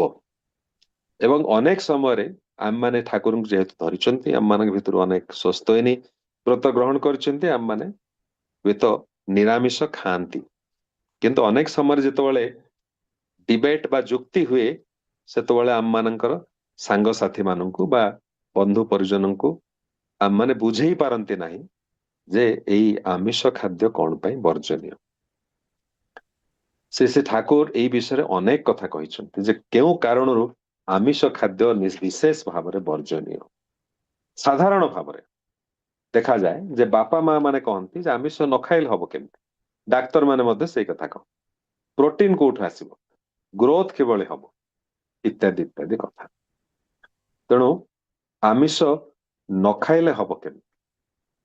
ଜଣେ ପ୍ରଶ୍ନ କରୁଛନ୍ତି ଆଲୋଚନା ପ୍ରସଙ୍ଗର 8ମ ଖଣ୍ଡରେ, ଏଇ କଥୋପକଥନ ଜଣେ ଭାଇ ଶ୍ରୀ ଠାକୁରଙ୍କୁ ପଚାରୁଛନ୍ତି, ମୋର ଶରୀର ପକ୍ଷରେ ଯାହା ପ୍ରୟୋଜନ ତାହା ଯଦି ଆମିଷ, ଏବଂ ତାହେଲେ ଖାଇଲେ ସେଥିରେ ଦୋଷ କଣ? ସେ ଠାକୁର କହୁଛନ୍ତି, ମୋର ମଧ୍ୟ ଛୋଟବେଳେ ସେଇ ଧାରଣା ଥିଲା। ତେଣୁ ମୁଁ ନିଜେ ମାଛ ଖାଇକି ଦେଖିଛି। କିନ୍ତୁ ଦେଖିଲି ଯେତେବେଳେ ମାଛ ଖାଇଛି, ତାପରେ 12-14 ଦିନ ପର୍ଯ୍ୟନ୍ତ ମୋର ଫାଇନର ଭିଜନ, ସୂକ୍ଷ୍ମ ଦୃଷ୍ଟି ଗୁଡିକ କିପରି ଯେମିତି ଅସ୍ପଷ୍ଟ ହୋଇଯାଏ, ମନର ଏକାଗ୍ରତା ମଧ୍ୟ ବ୍ୟାହତ ହୁଏ। ଛାଡିଦେଲେ କିଛି ଦିନ ପରେ ପୁଣି ଠିକ ହେଇଯାଏ। ପରେ ଭାବିଲି ମୁଁ ଆଉ କେତେ କଣ ବା ଜାଣେ, ବହୁ ଦର୍ଶନ ଶାସ୍ତ୍ରରୁ ପାଇଲି ମନୀଷୀ ମାନେ ଯେଉଁ ନିରାମିଷ ଆହାରକୁ ଶ୍ରେଷ୍ଠ ବୋଲି କହିଛନ୍ତି ତାହା ହିଁ ମାନି ଚାଲିବା ଭଲ। ତାକୁ କହିଲେ ତ ଏକ୍ସପେରିମେଣ୍ଟ କରିକି ଦେଖିଲି, ପୁଣି ଭାବିଲି ମୁଁ କେତେ କଣ ଜାଣିଛି, ପୁଣି ବିଭିନ୍ନ ଦର୍ଶନ ଶାସ୍ତ୍ର ଇତ୍ୟାଦି ଖେଳାଖେଳି କରି ଏକଥା ବୁଝିପାରିଲି ଯେ ଆମର ମନୀଷୀ ମାନେ ଯାହା କହିଯାଇଛନ୍ତି ଯେ ନିରାମିଷ ଖାଇବାଟା ହିଁ ଭଲ। ଆଉ ଗୋଟିଏ ଜିନିଷ ମୁଁ ନିଜେ ବୋଧ କରିଛି, ଆମିଷହାରୀ ଅବସ୍ଥାରେ କୌଣସି ଅସୁଖ ବିସୁଖ ହେଲେ ଶରୀର ଯେତେ ଗଭୀର ଭାବରେ କ୍ଷତିଗ୍ରସ୍ତ ହୁଏ, ନିରାମିଷହାରୀ ଅବସ୍ଥାରେ ସେହି ପ୍ରକାର ଅସୁଖ ବିସୁଖରେ କିନ୍ତୁ ଶରୀର ଏତେ ବିପନ୍ନ ହୁଏ ନା। ଅର୍ଥାତ୍ ଯେଉଁ ଲୋକ ନନ୍ ଭେଜିଟେରିଆନ ତାଙ୍କର ଶରୀର ଯଦି ଅସୁସ୍ଥ ହୁଏ ସେଥିରୁ ରିକଭରି ତାଙ୍କ ପାଇଁ କଷ୍ଟ ହୁଏ, କିନ୍ତୁ ଯୋଉ ଲୋକ ଜଣେ ଭେଜିଟେରିଆନ ତାଙ୍କର ଶରୀର ଅସୁସ୍ଥ ହେଲେ ମଧ୍ୟ ସେ ଜଲ୍ଦି ସୁସ୍ଥ ହେଇଉଠେ। ଠାକୁର କହୁଛନ୍ତି ମନୁଷ୍ୟତର ପ୍ରାଣୀର ଦେହ ଏବଂ ମନୁଷ୍ୟ ଦେହ ସବୁ ହିଁ ଜୀବ ଦେହ ଭିତରେ ଗଣା। ସେମାନେ ଏବଂ ଆମେମାନେ ଅନେକାଂଶରେ ସମାନ। ମାନେ ମନୁଷ୍ୟ ଭିତରେ ଯୋଉ ଜୈବିକ କୋଷ ଅଛି, ଆନିମଲ ବା ପଶୁ ଭିତରେ ମଧ୍ୟ ସେହା ଅଛି। ଆମମାନେ ଜାଣିଛନ୍ତି ଯେ ପଜିଟିଭ୍ସ ରିପଲ୍ସ ଏବଂ ଯଦି ଦୁଇଟି ଯଦି ସମାନ ଜିନିଷ ତାହା ପରସ୍ପରକୁ ସେଟା ରିପଲ୍ସ କରେ, ବିକର୍ଷଣ ସୃଷ୍ଟି ହୁଏ। ଯଦି ପରସ୍ପର ବିପରୀତ ଜିନିଷ ଥାଏ ତାହେଲେ ତାହା ଆକର୍ଷଣ କରେ। ତାହେଲେ ଦେଖନ୍ତୁ ଆମମାନଙ୍କର ଯୋଉ କୋଷ ଗୁଡିକ ଅଛି ସେଗୁଡିକ ହଉଛି ଜୈବିକ କୋଷ, ପଶୁ ଭିତରେ ଯୋଉ କୋଷ ଅଛି ସେ ବି ଜୈବିକ କୋଷ। ତେଣୁ ଆମମାନେ ଏବଂ ଆମର କୋଷ ଏବଂ ପଶୁର କୋଷ ଭିତରେ ଅନେକଟା ସିମିଲାରିଟି ଅଛି, କାରଣ ଇଏ ହଉଛି ଆମମାନଙ୍କର ସେଇ ଜୀବ ଦେହ। ବର୍ତ୍ତମାନ ଯଦି ମୋର ଜୀବ ଦେହରେ ଯୋଉ କୋଷ ଗୁଡିକ ଅଛି ସେଇ ଶରୀର ଭିତରେ ଯଦି ମୁଁ ଆଉ ଗୋଟିଏ ପଶୁର ବା ଆଉ ଗୋଟିଏ ଜୀବ ଦେହର କୋଷ ଗୁଡିକ ମୋ ଶରୀର ଭିତରକୁ ଆଣେ ତାହେଲେ ଦିଟା ଭିତରେ ରିପଲସନ ସୃଷ୍ଟି ହବ, ବିକର୍ଷଣ। ଯେମିତି ନର୍ଥ ପୋଲ ଭିତରେ ବିକର୍ଷଣ ହୁଏ, ଠିକ ସେଇଭଳି ଭାବରେ ବିକର୍ଷଣ ହବ। ଫଳସ୍ୱରୂପ ମୋ ଶରୀର ଭିତରେ ଥିବା ଯୋଉ କୋଷ ଗୁଡିକ ସେମାନେ ଅନୁଭବ କରିବେ ଯେ କୌଣସି ଶତ୍ରୁ ଯେମିତି ଶରୀର ଭିତରେ ପଶି ଆସିଛି। ତେଣୁ ସେମାନେ କଣ କରିବେ, ଚେଷ୍ଟା କରିବେ ତାର ବିରୋଧ କରିବା ପାଇଁ, ପ୍ରତିରୋଧ କରିବା ପାଇଁ। ତାହା ଯଦି କରିବାକୁ ହୁଏ ତାହେଲେ ସେମାନଙ୍କୁ ଅଧିକ ଶକ୍ତିଶାଳୀ ହେବାକୁ ପଡିବ। ତେଣୁ ସେମାନେ ଅଯଥା ଅସ୍ୱାଭାବିକ ଭାବରେ ବୃଦ୍ଧି ପ୍ରାପ୍ତ ହେବାକୁ ଚେଷ୍ଟା କରିବେ, କାରଣ ତାଙ୍କୁ ସେ ବାହାରୁ ଆସିଥିବା ଯୋଉ ଶତ୍ରୁ ତାଙ୍କର ମୁକାବିଲା କରିବାକୁ। ତା ଫଳରେ କଣ ହୁଏ, ଅସ୍ୱାଭାବିକ ଭାବରେ ଶରୀରର କୋଷ ଗୁଡିକର ଯେତେବେଳେ ବୃଦ୍ଧି ହୁଏ, ଅର୍ଥାତ୍ ଅସ୍ୱାଭାବିକ ଭାବରେ ଆମ ଶରୀର ଭିତରେ ଥିବା ଯୋଉ ଅଙ୍ଗ ଗୁଡିକ ବଢିଯାଆନ୍ତି, ସେଲ ଡିଭିଜନ ବହୁତ ଜଲ୍ଦି ହୁଏ ଏବଂ ଏ ଜଲ୍ଦି ସେଲ ଡିଭିଜନ ହବା ହେତୁ ଆମମାନଙ୍କୁ ବୃଦ୍ଧି ମଧ୍ୟ ଜଲ୍ଦି ହୁଏ। ଦେଖନ୍ତୁ ବେଲୁନ ଟାକୁ ଫୁଙ୍କିଲେ ଧୀରେ ବଡ ହବ, ଜୋରେ ଫୁଙ୍କିଲେ ଜୋରେ ବଡ, ଶୀଘ୍ର ବଡ ହବ। କିନ୍ତୁ ଫୁଙ୍କି ଗୋଟିଏ ମ୍ୟାକ୍ସିମମ୍ ଅବସ୍ଥାକୁ ସେ ଯିବ, ତାଠୁ ଅଧିକା ତ ସେ ବଡ ହେଇପାରିବ ନାହିଁ। ତାଠୁ ଅଧିକା ବଡ ହେଲେ, ବଡ କରିବାକୁ ଚେଷ୍ଟା କଲେ ଫାଟି ହିଁ ଯିବ। କଥା ହଉଛି ଯେ ଯଦି ଜଲ୍ଦି ବଡ ହୁଏ ତାହେଲେ ଜଲ୍ଦି ହିଁ ଫାଟିଯିବାର ସମ୍ଭାବନା ଅଛି, କିନ୍ତୁ ଯଦି ଧୀରେ ବଡ ହୁଏ ତାହେଲେ ତାର ଅବସ୍ଥାଟା, ଫୁଲି ରହିବାର ଅବସ୍ଥାଟା ଦୀର୍ଘସ୍ଥାୟୀ ହେଇପାରେ। କାରଣ ଆମମାନଙ୍କର ବୃଦ୍ଧିର ଗୋଟେ ସୀମା ଅଛି। ମଣିଷ ଶରୀର ବେଳକୁ ମଧ୍ୟ ଠିକ ସେଇ କଥା, ସେଲ ଡିଭିଜନ ଦ୍ୱାରା ଆମମାନଙ୍କର ଶରୀର ଖୁବ ଜଲ୍ଦି ବଢିଯାଏ ନନ ଭେଜିଟେରିଆନ ଫୁଡ ବା ଆମିଷ ଆହାର କରିବା ଦ୍ୱାରା। ଫଳରେ କଣ ହୁଏ, ଶରୀରର ବୃଦ୍ଧି ଅସ୍ୱାଭାବିକ ଭାବରେ ହୁଏ। ପିତାମାତା କଣ ଭାବନ୍ତି ଯେ ମୋ ଛୁଆ ବହୁତ ବଡ ହଉଛି, ତାର ଭଲ ହେଲ୍ଥ ହେଇଛି, ଆମିଷ ଖାଇକି ବହୁତ ତାର ବଢିଆ ହେଲ୍ଥ ହେଇଛି। ପିତାମାତା ବୁଝି ପାରନ୍ତି ନାହିଁ ଯେ ତାର ସ୍ୱାସ୍ଥ୍ୟ ତ ହୁଏତ ଭଲ ଦେଖାଯାଉଛି ବାହାରକୁ, କିନ୍ତୁ ଆକ୍ଚୁଆଲି ତାର ପରମାୟୁ କମି ଯାଇଛି। ଠାକୁର କହୁଛନ୍ତି ଯେଉଁ ବୃଦ୍ଧିଟି 10 ବର୍ଷରେ ହବା କଥା ତାହା ହୁଏତ 5 ବର୍ଷରେ ହେଇଯାଏ। ତେଣୁ ବାର୍ଦ୍ଧକ୍ୟ ଜଲ୍ଦି ଆସିଯାଏ, କିନ୍ତୁ ଜଲ୍ଦି ବଢି ଯାଆନ୍ତି, ତେଣୁ ଜଲ୍ଦି ବାର୍ଦ୍ଧକ୍ୟରେ ମଧ୍ୟ ପହଞ୍ଚି ଯାଆନ୍ତି। ଅକାଳ ବାର୍ଦ୍ଧକ୍ୟ ସେଇଥିପାଇଁ ଆମିଷ ଖାଉଥିବା ଲୋକଙ୍କର ଆସିଯାଏ। ଯଦିଓ ଆମେ ଦେଖନ୍ତି ସେମାନେ ହୃଷ୍ଟ ମୋଟାମୋଟି ମନେ ହୁଅନ୍ତି, କିନ୍ତୁ ପରବର୍ତ୍ତୀ ସମୟରେ ଦେଖାଯାଏ ଯେ ଏଇ ସବୁ ଖାଦ୍ୟ ଖାଉଥିବା ଲୋକମାନଙ୍କର ଲାଇଫଷ୍ଟାଇଲ ଡିଜିଜେସ୍ ହବାର ସମ୍ଭାବନା ଅଧିକ। Blood pressure, high cholesterol, diabetes, heart disease, cancer ଏସବୁ जल्दी सेमानंकु ग्रास करिवार संभावना अधिक। से ठाकुर कहउचंती आलोचना प्रसंग से 8 नंबर खंडरे ठाकुर कहउचंती जे आमे पशु पक्षी एवं पशु एवं आमे अनेकांशरे समान, अवश्य वैशिष्ट अनुपातिक व्यतिक्रम अछि। जा हो एनिमल डाएट जे सहज पाच्य नुहे एकथा ठीक। फल शरीर रे जो टॉक्सिन सृष्टि हुए, जो विष सृष्टि हुए, ता मनुष्यर स्नायु को इरिटेट करि पकाए। फल सहिबा बहिबार क्षमता कमी जाए। जे कौनसी कारण हो जार स्नायु जेते अपटु और साम्य संगति हरा, तार अहमिका क्रोध हिंसा असहिष्णुता सेते बढ़ी जाए। अवश्य जन्मरु हुए तो अनेक सुपटु स्वस्थ स्नायु पाई थांती। आमिष आहार सत्वे मध्य सेमानकर सहिबा बहिबा क्षमता अनेक निरामिषଙ୍କ अपेक्षा हुए तो बेसी देखा जाई पारे, किंतु ता माने नुहे जे आमिष आहार रे सेमानकर आदौ क्षति होई नाही, बरं निरामिष आहार रे सेमानकर उपकार हेई पारे, यथेष्ट उपकार हेई पारे। श्री श्री ठाकुर एथि बारण करिसंती आमिष आहार करिबा पई। आ गोटे जगह रे श्री श्री ठाकुर कहउचंती जे जो पशु पक्षी माने आमिष आहरण करती से देखा मिले से पानी को चाटी चाटी पियंती, किंतु निरामिष आहार करुवा पशु पक्षी एवं मनीष आम माने पानी को शोषी पियंती, चाटिकी पियंती ना। ये हूँ गोटे डिफरेंस। देखा जाए जे हिंस्र पशु पक्षी पशु मानकर साधारणतः देखा जाए जे सेमानकर दांत गुड़िक मुनिया, तांकर नख मुनिया, मनीषर दांत फ्लैट एवं नख गुड़िक आमनकर फ्लैट, कारण प्रकृति यही भाव में आम सृष्टि करिछि एवं पशु पक्षी मानक मध्य से भली सृष्टि करिछि जो अवस्था से माने अन्य पशु को शिकार करी मुनिया दांत द्वारा से माने तांको खाई पारिबे, किंतु मनीषर से आवश्यकता नाही। सेतबे मनीषर दांत देखा जाए फ्लैट। पशु मानकर हिंस्र आमिषहारी पशु मानक भली सेमानकर दांत किंतु मुनिया नुहे, मनीषर दांत मुनिया। आ गोटे गुरुत्वपूर्ण कथा ये आमिष भोजन विषय देखंतु, मनीष हो बा पशु हो, जेतबेले कोनोसी भाव तीव्र हुए पशु भितरे बा मनीष भितरे, सेतबेले अनेक प्रकार केमिकल्स आम मानक शरीर रे सेक्रेशन होता है। आपण माने चिंता कर देखंतु, पशु को जेतबेले कंसेई खाना रे कटा जाए सेतबेले तार मानसिक अवस्था कौन ही पारे। कटा हबार अनेक पूर्वरु पशु बुझी पारे जे से कटा हवा को जाउछि, कारण तार साथी पशु मान को कटा हुए से देखी पारे जे तार समय मध्य आसुछि। सेतबेले ता मन भितरे भय आशंका क्रोध ए सब भावर जागरण हुए, तीव्र भाव जागरण हुए। ताकू जो बध करा जाए बा ताकू जो हत्या करा जाए सेतबेले ता भितरे क्रोध एवं असहिष्णुतार भाव प्रबल हुए। से प्रतिवाद करी उठे जे हे मनीष तते किए अधिकार देला मते हत्या करिबा पई। एई जो क्रोधर भाव, एई जो भयर भाव, एई भाव गुड़िक द्वारा अनेक गुड़े केमिकल सेक्रेशन होता है जो गुड़िक पशुर शरीर भितरे टॉक्सिन भर्ती कर दे था।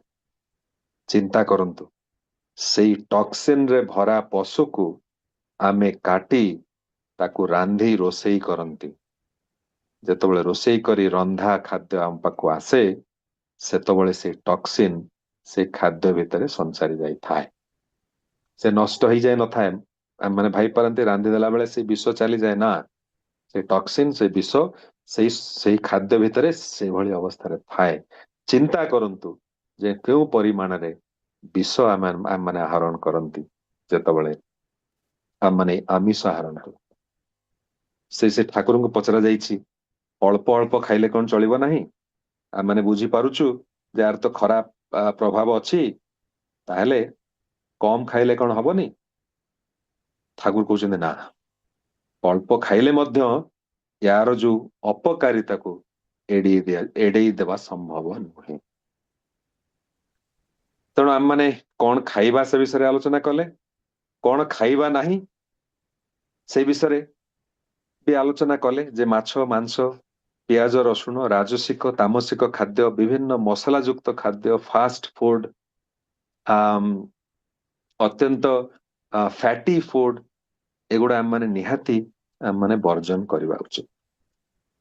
କଣ ଖାଇବା ଉଚିତ ସେଇ ପ୍ରସଙ୍ଗରେ ଠାକୁର ଆଉ ଗୋଟେ ଜାଗାରେ କହିଛନ୍ତି ଆଲୋଚନା ପ୍ରସଙ୍ଗ ସପ୍ତମ ଖଣ୍ଡରେ ପ୍ରତ୍ୟେକ ଦିନ ଯଦି ତୁମେ ମାନେ ଖାଇବା ପତ୍ରରେ ଦୁଧ ଏବଂ ଖାଇସାରି ଉଠି ମହୁ ଖାଅ ତୁମ ଚେହେରାଟା ହିଁ ବଦଳିଯିବ। ମଧୁ ଖାଇବାର କଥା ବେଦରେ ମଧ୍ୟ ଅଛି। ଠାକୁର କହୁଛନ୍ତି ସ୍ୱାସ୍ଥ୍ୟ ଓ ଚରିତ୍ରର ଉପରେ ବିଶେଷ ବିଶେଷ ଖାଦ୍ୟର ବିଶେଷ ପ୍ରଭାବ ହୁଏ। ମଧୁର ପ୍ରଭାବ ଏବଂ ଦୁଧର ପ୍ରଭାବ ଖାଦ୍ୟ ଉପରେ ଖୁବ ଅଧିକ ଅଛି। ତେଣୁ ଠାକୁର ତାର ଉପରେ ଗୁରୁତ୍ୱ ଦେଇଛନ୍ତି। ଠାକୁରଙ୍କୁ ଜଣେ ଭାଇ ପଚାରୁଛନ୍ତି ଆଜ୍ଞା ଲଙ୍କା ବେଶୀ ଖାଇବା କଣ ଭଲ? ଠାକୁର କହୁଛନ୍ତି ବେଶୀ ଖାଇଲେ ପେଟ ଇରିଟେଟେଡ ହୁଏ, ମଥା ମଧ୍ୟ ଇରିଟେଟେଡ ହୁଏ। ପ୍ରୟୋଜନ ଅନୁସାରେ ଖାଇବା ଭଲ, ଯେଉଁଥିରେ ଶରୀର ବିଧାନ ମାତ୍ରାଧିକ ଉତ୍ତେଜିତ ନ ହୁଏ ସେଇ ଖାଇବାଟା ଆମମାନଙ୍କ ଶରୀର ପାଇଁ ଭଲ। ଏବଂ ଯେଉଁଥିରେ ଅଯଥା ଉତ୍ତେଜିତ ହୁଏ ସେଇ ଖାଦ୍ୟଟା ଆମମାନେ ଆଭଏଡ କରିବାଟା ହଉଛି ନିଶ୍ଚିତ ଭାବରେ ଭଲ। ଏଇଭଳି ଭାବରେ ବିଭିନ୍ନ ସେ ଠାକୁର କେଉଁ ଖାଦ୍ୟର ପ୍ରୟୋଜନ ଅଛି ଏବଂ କାହାର ପ୍ରୟୋଜନ ନାହିଁ ସେ କଥା କହିଛନ୍ତି। ଆଉ ଗୋଟେ ଜାଗାରେ ଠାକୁର କହୁଛନ୍ତି ଯେ ଛେନା ଇତ୍ୟାଦି ଯଦି ଖାଇବାକୁ ହୁଏ ତାହେଲେ ଛେଳି କ୍ଷୀରର ଛେନା ଖାଇବାଟା ଭଲ। ଗାଈ କ୍ଷୀରର ଛେନାଟା ଅନେକଙ୍କର ହଜମ ହୁଏ, ଯଦି ହଜମ ହୁଏ ତାହେଲେ ଖାଇପାର। ଏକଥା ସେ ଠାକୁର କହୁଛନ୍ତି। ଠାକୁର କହୁଛନ୍ତି ଯେ ଛେଳି କ୍ଷୀରର ଛେନାଟା ଖାଇବାଟା ଭଲ, କାରଣ ତାହା ସହଜରେ ହଜମ ହେଇପାରେ। ଠାକୁରଙ୍କୁ ଜଣେ ପ୍ରଶ୍ନ କରିଛନ୍ତି ଜଣେ ଭାଇ, ଆଲୋଚନା ପ୍ରସଙ୍ଗରେ ନବମ ଖଣ୍ଡରେ କଥାଟି ଅଛି। ଅଳ୍ପ ପଇସା ମଧ୍ୟରେ ଏପରି କଣ ଖିଆଯାଇପାରେ ଯେଉଁଥିରେ ଶରୀରରେ ବେଶୀ ବଳ ହୁଏ? ଯେ ବେଶୀ ପଇସା ଖର୍ଚ୍ଚ କରିକି ଖାଇବା ତ ସମ୍ଭବ ନ ହେଇପାରେ, ଅଳ୍ପ ପଇସା ଖର୍ଚ୍ଚରେ କମ ଖର୍ଚ୍ଚରେ କେଉଁଭଳି ଭାବରେ ସୁପାଚ୍ୟ ସୁନ୍ଦର ସାତ୍ବିକ ଖାଦ୍ୟ ଆମେ ଖାଇପାରନ୍ତି। ସେମାନେ ଠାକୁର କହୁଛନ୍ତି ଯେ ଆମେ ମାନେ ଯାହା କରି ଯାଇଛୁ ତାର ତୁଳନା ନାହିଁ। ଏଇ ଅରୁଆ ଚାଉଳ, କଞ୍ଚା କଦଳୀ, ଡାଲି, ସନ୍ଧବ ଲୁଣ, କ୍ଷୀର, ପାଚିଲା କଦଳୀ, ଘିଅ, ଗୋଟିଏ କଥାରେ ହବିଷାନ୍ୟ ହଉଛି ସବୁଠାରୁ ସେରା ଖାଦ୍ୟ, ମାନେ ସବୁଠାରୁ ବେଷ୍ଟ ଖାଦ୍ୟ ହଉଛି ହବିଷାନ୍ୟ। ଠାକୁର କହିଛନ୍ତି ସପ୍ତାହରେ ଥରେ ଯଦି ହବିଷାନ୍ୟ କରିପାର ବହୁତ ଭଲ, ଯଦି ନ କରିପାରୁଛ ଅନ୍ତତଃ 15 ଦିନରେ ଥରେ, ତା ଯଦି ନ କରିପାରୁଛ ଅନ୍ତତଃ ମାସକୁ ଥରେ ଯଦି କରିପାର ତାହେଲେ ତାହା ଭଲ, ଅତ୍ୟନ୍ତ ଭଲ। ଠାକୁର ପୁଣି କହୁଛନ୍ତି ରାଶି ବଟା ଓ କାଠ ବାଦାମ ଏଇଗୁଟିକ ଶରୀର ପାଇଁ ଖୁବ ଉପାଦେୟ। ଏଇ ଦୁଇଟି ଯଦି ଆମମାନେ ଖାଆନ୍ତି ତାହେଲେ ଆମ ଶରୀର ପାଇଁ ମଧ୍ୟ ଉପାଦେୟ। ରାଶି ବଟା ମଧ୍ୟ ସେ ଠାକୁର ଖାଇବା ପାଇଁ ଆମମାନଙ୍କୁ ଉପଦେଶ ଦେଇଛନ୍ତି। ତ ଏଇସବୁ ବିଭିନ୍ନ କଥା ଆମମାନେ ଆଲୋଚନା କଲେ ଯେ ଆମେ କଣ ଖାଇବା ଏବଂ କଣ ନ ଖାଇବା। ବିଭିନ୍ନ ରକମର ରାନ୍ଧିବାର ଅନେକ ରକମ ଅଛି, ଏମିତିକି 200ରୁ 500 ପ୍ରକାରର ରକମ ଅଛି। ଠାକୁର କହୁଛନ୍ତି ଲେଖିଲେ ଗୋଟେ ବହି ହେଇଯିବ। ପୋସ୍ତ ବଟା, ଡାଲି ବଟା, ଚାଉଳ ବଟା, ନଡିଆ ରସ ମିଶାଇ ଶାଗ ରାନ୍ଧିଲେ ଭଲ ହୁଏ, ଚାଉଳ ଅଳ୍ପ ଦବାକୁ ହୁଏ। ଆମେ ପିଠଉ ଦଉ କିନ୍ତୁ ଚିନାବାଦାମ ବା ରାଶି ବଟା ବା ଚାଉଳ ବଟା ଯଦି ଦିଆଯାଏ ତାହେଲେ ଖୁବ ପୁଷ୍ଟିକର ହୁଏ। ପ୍ରୋଟିନ ମଧ୍ୟ ମିଳେ, ମାଂସ ଠାରୁ ଅଧିକ ପ୍ରୋଟିନ ମଧ୍ୟ ମିଳେ। ଆମମାନଙ୍କର ତ ଗୋଟାଏ ଧାରଣା ଅଛି ଯେ ମାଂସ ନ ଖାଇଲେ ପ୍ରୋଟିନ କୋଉଠୁ ଆସିବ। ଠାକୁର ପ୍ରୋଟିନର ସୋର୍ସ କଣ ଆମମାନଙ୍କୁ ସୁନ୍ଦର ଭାବରେ ବତେଇ ଦେଇଛନ୍ତି। ଠାକୁର କହୁଛନ୍ତି ପଣସର ମଝି ଅଂଶ ଭଲ କରି ରାନ୍ଧି ପାରିଲେ ଠିକ ରୋହି ମାଛର ଝୋଳ ପରି ଲାଗେ, କେବଳ ମାଛର ଗନ୍ଧ ରହେ ନା, କିନ୍ତୁ ଟେଷ୍ଟଟା କିନ୍ତୁ ସେଇଭଳିଆ ଲାଗେ। ଠାକୁରଙ୍କୁ ପଚାରିଲେ ଆପଣ କଣ ଠାକୁର ରୋହି ମାଛ ଖାଇଛନ୍ତି? ଠାକୁର କହିଲେ ବାଃ ଖାଇଛି ନା, ମୁଁ ତ ଗୋଟେ ସମୟରେ ମାଛ ଖାଉଥିଲି। ଠାକୁରଙ୍କୁ ପଚାରିଲେ ମାଛ ଛାଡିଲେ କାହିଁକି? ଠାକୁର କହିଲେ ଏଇ ଯେ କହିଥିଲି, ଦେଖିଲି ମାଛ ଖାଇ ପାରି ହୁଏ ନା, ଦିନେ ଖାଇଲେ ଅନ୍ତତଃ 12ରୁ 14 ଦିନ ପର୍ଯ୍ୟନ୍ତ ଗଣ୍ଡଗୋଳ ରହେ, ଗୋଳମାଳ ରହେ। ମାଛ ଛାଡିଦେଲି, ଦେଖିଲି ଏସବୁ ଗଣ୍ଡଗୋଳ ଆଉ ରହିଲା ନାହିଁ, ଏ ଦୋଷ ଆଉ ରହିଲା ନାହିଁ। ଠାକୁରଙ୍କୁ ପଚରା ଯାଇଛି ବିଭିନ୍ନ ପ୍ରକାର ଡାଲି ଅଛି, ଡାଲି ଭିତରେ କେଉଁ ଡାଲିଟି ଭଲ? ଠାକୁର କହୁଛନ୍ତି ମୁଗ ଡାଲିର ସବୁ ଗୁଣ ଦୋଷ ଟିକିଏ, ମୁଗ ଡାଲିର ସବୁ ଗୁଣ ଦୋଷ ଟିକିଏ, ମୁଗ ଦୋଷଟା ଭଲ କିନ୍ତୁ ବାୟୁ କରେ, କଞ୍ଚା ମୁଗଟା ଭଲ, ଭଜା ମୁଗଟା ତାଠାରୁ ଟିକେ ଖରାପ। ଠାକୁରଙ୍କୁ ପଚାରିଲେ ଭାଇ ଜଣକ ଯେ ଡାଲି କେମିତି କରି ରାନ୍ଧିବା? ଠାକୁର କହୁଛନ୍ତି ସାଧାରଣତଃ ଟିକେ ବହଳିଆ ଡାଲି କରିବାଟା ଭଲ, ପେଟ ଖରାପ ହେଲେ ଡାଲିର ପାଣିଟା ଭଲ, ନହେଲେ ସାଧାରଣତଃ ବହଳିଆ ଡାଲିଟା ଖାଇବା ଭଲ। ଡାଲି ଭଲ ଭାବରେ କିନ୍ତୁ ସିଝିବା ଦରକାର। ଆଉ ଠାକୁର କହିଲେ ଡାଲି କହିଲେ ତ ପ୍ରୋଟିନ, ଲିଭର ପାଇଁ ତ ଡାଲି କହିଲେ ତ ପ୍ରୋଟିନ, ତେଣୁ ପ୍ରୋଟିନ ଯଦି ପ୍ରয়োଜନ ହୁଏ ତାହେଲେ ଡାଲିଟା ଖୁବ ଉପାଦେୟ। ଆଉ ଠାକୁର ପୁଣି କହୁଛନ୍ତି ଲିଭର ପାଇଁ ପ୍ରୋଟିନ, ଲିଭର ପାଇଁ ପିତାଟା ଖୁବ ଭଲ। ଆମମାନେ ପିତା ଖାଇବା ଛାଡ଼ିଦେଲେଣି, ନିମ ପିତା, କଲରା ପିତା, ଏସବୁ ଲିଭର ପାଇଁ କିନ୍ତୁ ଅନେକ ଭଲ। ମଝିରେ ମଝିରେ ଖାଇବା ଉଚିତ, ପିଲାମାନଙ୍କୁ ମଧ୍ୟ ଦବା ଉଚିତ। ଭଲ ଭାବରେ ସିଝା ଡାଲି, ରାଶି ବଟା, ଚିନା ବାଦାମ ବଟାରେ ଖୁବ ପ୍ରୋଟିନ ରହିଛି। କ୍ଷୀରର କଥା ତ କୁହନ୍ତୁ ନାହିଁ, ବାରମ୍ବାର ଆମେ ଚା ଖାଉ, କିନ୍ତୁ ଚା ଠାରୁ ଅଧିକ ଭଲ ହଉଛି କପେ କ୍ଷୀର ଯଦି ଖାଆନ୍ତି, ଆସ୍ତେ ଆସ୍ତେ ଚୁମ୍ବକ ଦେଇ ଯଦି ପିଆଯାଏ ତାହେଲେ ସେଟା ସ୍ୱାସ୍ଥ୍ୟ ପାଇଁ ଭଲ। ଏଥିରେ ଆୟୁ ବଢେ, ଅବଶ୍ୟ ହଜମ ହେଇପାରୁଥିବା ଦରକାର, କାରଣ ଅନେକ ଲୋକଙ୍କର କ୍ଷୀର ହଜମ ନ ହେଇପାରେ, କ୍ଷୀର ଛେନା ଇତ୍ୟାଦି ହଜମ ନାହିଁ। ତେଣୁ ଖାଇବାର ବିଭିନ୍ନ କଥା, କେଉଁ ଖାଦ୍ୟଟି ଶରୀର ପାଇଁ ଭଲ, କେଉଁଥିରେ ପ୍ରୋଟିନ ମିଳେ, କାହା ଲିଭର ପାଇଁ ଭଲ, କାହା ଶରୀର କେଉଁଥିରେ ଶରୀର ହୃଷ୍ଟପୃଷ୍ଟ ହୁଏ, କେଉଁଥିରେ ଶରୀର ହଜମ ହବାରେ ସାହାଯ୍ୟ କରେ, ଏଇ ସବୁ ଅନେକ ଜିନିଷ ଆମେ ଆଲୋଚନା କଲେ, କିନ୍ତୁ ଆମେ ଚୁମ୍ବକରେ ଆଲୋଚନା କରିଛନ୍ତି। ଠାକୁରଙ୍କର ଦର୍ଶନ, ଠାକୁରଙ୍କର ବହିପତ୍ର ଅଧ୍ୟୟନ କଲେ ଏଇଭଳି ହଜାର ହଜାର ଟିପ୍ସ ଆମମାନେ ପାଇପାରିବା। କୌଣସି ଜିନିଷ ଠାକୁର ଛାଡି ଦେଇ ଯାଇନାହାନ୍ତି। ସମୟର ଅଭାବ ହେତୁ ଆମେ ସଂକ୍ଷିପ୍ତରେ ଆଲୋଚନା କଲୁ। ବର୍ତ୍ତମାନ ଖାଦ୍ୟରେ ଆମେ ଯିବା ଚଳନ, ଆଚରଣ, ଚଳନ ଏସବୁ ଆଡକୁ, କାରଣ ଏହା ଅତ୍ୟନ୍ତ ଗୁରୁତ୍ୱପୂର୍ଣ୍ଣ। ବର୍ତ୍ତମାନ କଥା ହଉଛି ଆମମାନଙ୍କର ଚଳନ, ଦିନଚର୍ଯ୍ୟା କିଭଳି ହେବା ଉଚିତ। ଦିନଚର୍ଯ୍ୟା ଶ୍ରୀ ଠାକୁର କହିଛନ୍ତି ପ୍ରଥମେ ବ୍ରାହ୍ମ ମୁହୂର୍ତ୍ତରେ ଉଠିବାକୁ ହବ, ଭୋରରୁ ଉଠିବାକୁ ହବ, ରାତି 4ଟାରୁ ଉଠିବାର ଆବଶ୍ୟକତା ରହିଛି।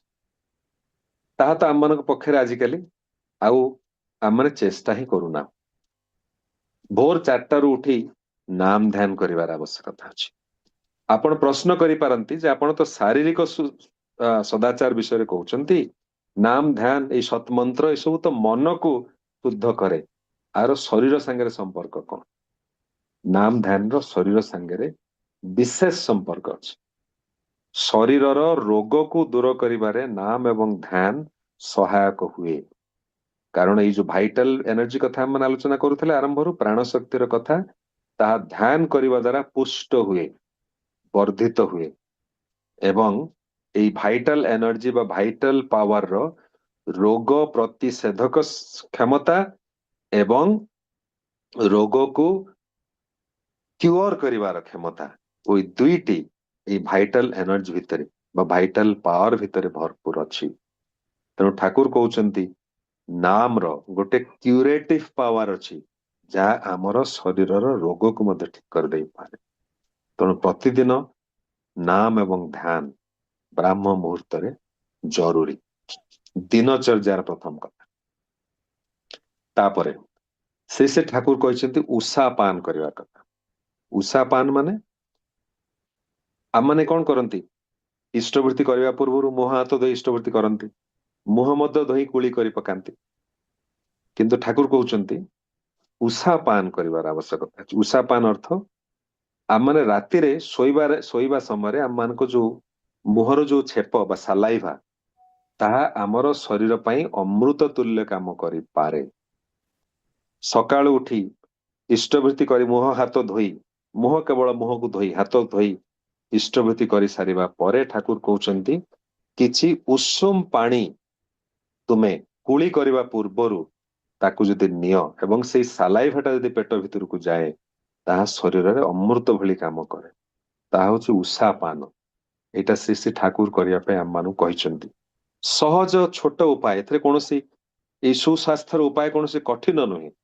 टिके दिनचर्या भितर जदि नहीं आसी पारंती ताल जीवनटा सुंदर हो प्रतिदिन सकाळे एई मुह को धोइबा पूर्वरु कुली करबा पूर्वरु उषुम पानी टिके आमे पीवा उचित सकाळे माने कोन करंती हालकुड़ी पत्र खान किंतु गोटे मस्त बड़ भूल आम मैंने करता हालकुड़ी पत्र खाऊ न खाऊ आम मैंने कौन करती आम सकाଳେ चा खाइबार अभ्यास अच्छी थालकुड़ी पत्र खाई सारी आम मैंने चा पियंती थालकुड़ी पत्र जहा उपकारी गुण अच्छी सबुड़िक नष्ट हो जाए ठाकुर कहते जे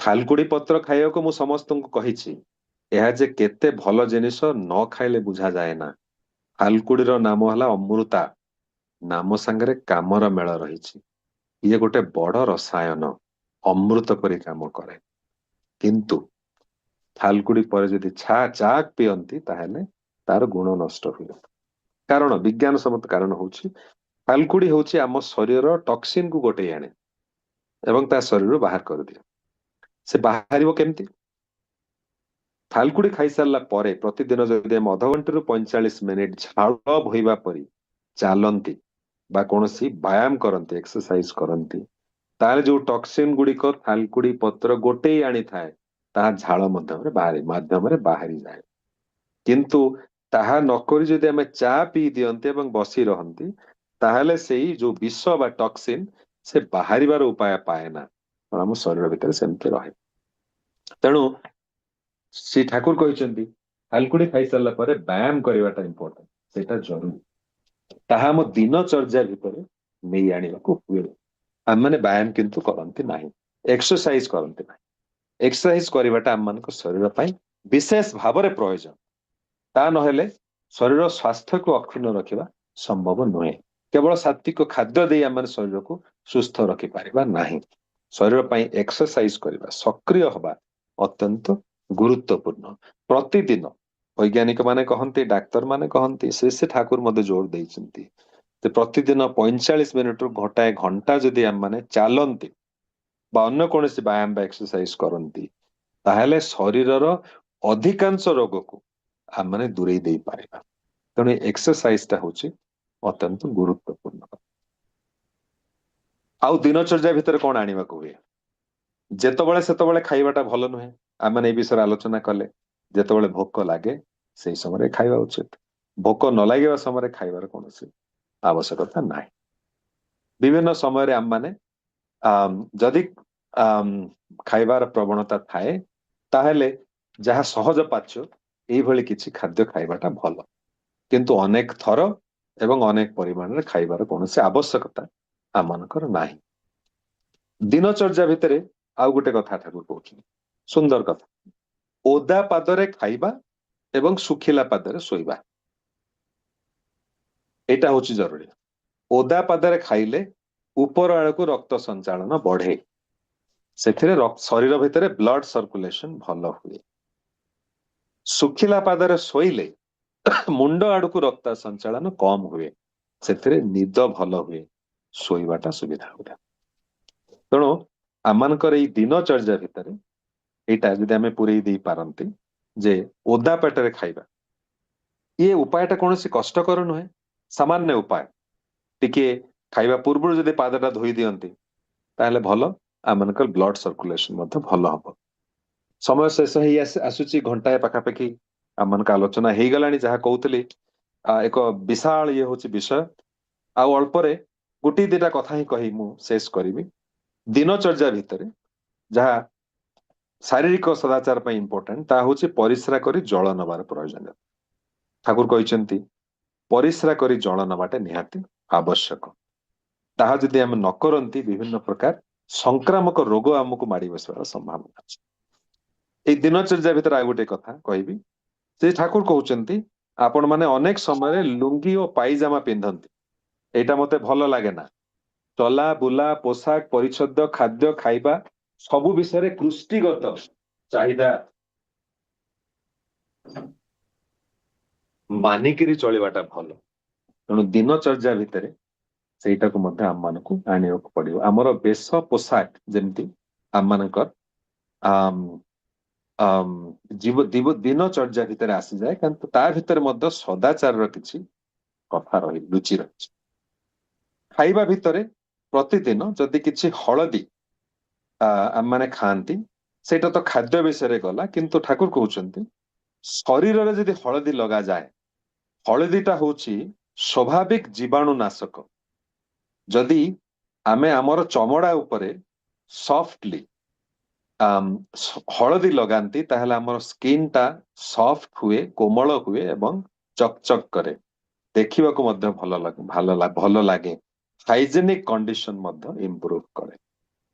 ତେଣୁ ଏଇଭଳି ଭାବରେ ଦିନଚର୍ଯ୍ୟାରେ ଆମମାନଙ୍କର ବିଭିନ୍ନ ଆଚରଣ ଆମମାନଙ୍କ ଜୀବନ ଭିତରେ ନେଇ ଆଣିବାକୁ ହୁଏ। ସର୍ବଶେଷରେ ଦିନ ଯେତେବେଳେ ଶେଷ ହୁଏ, ମନେ ରଖିବାକୁ ହବ ଶୋଇବାଟା ଆମମାନ ଶରୀର ପାଇଁ ଅତ୍ୟନ୍ତ ଜରୁରୀ।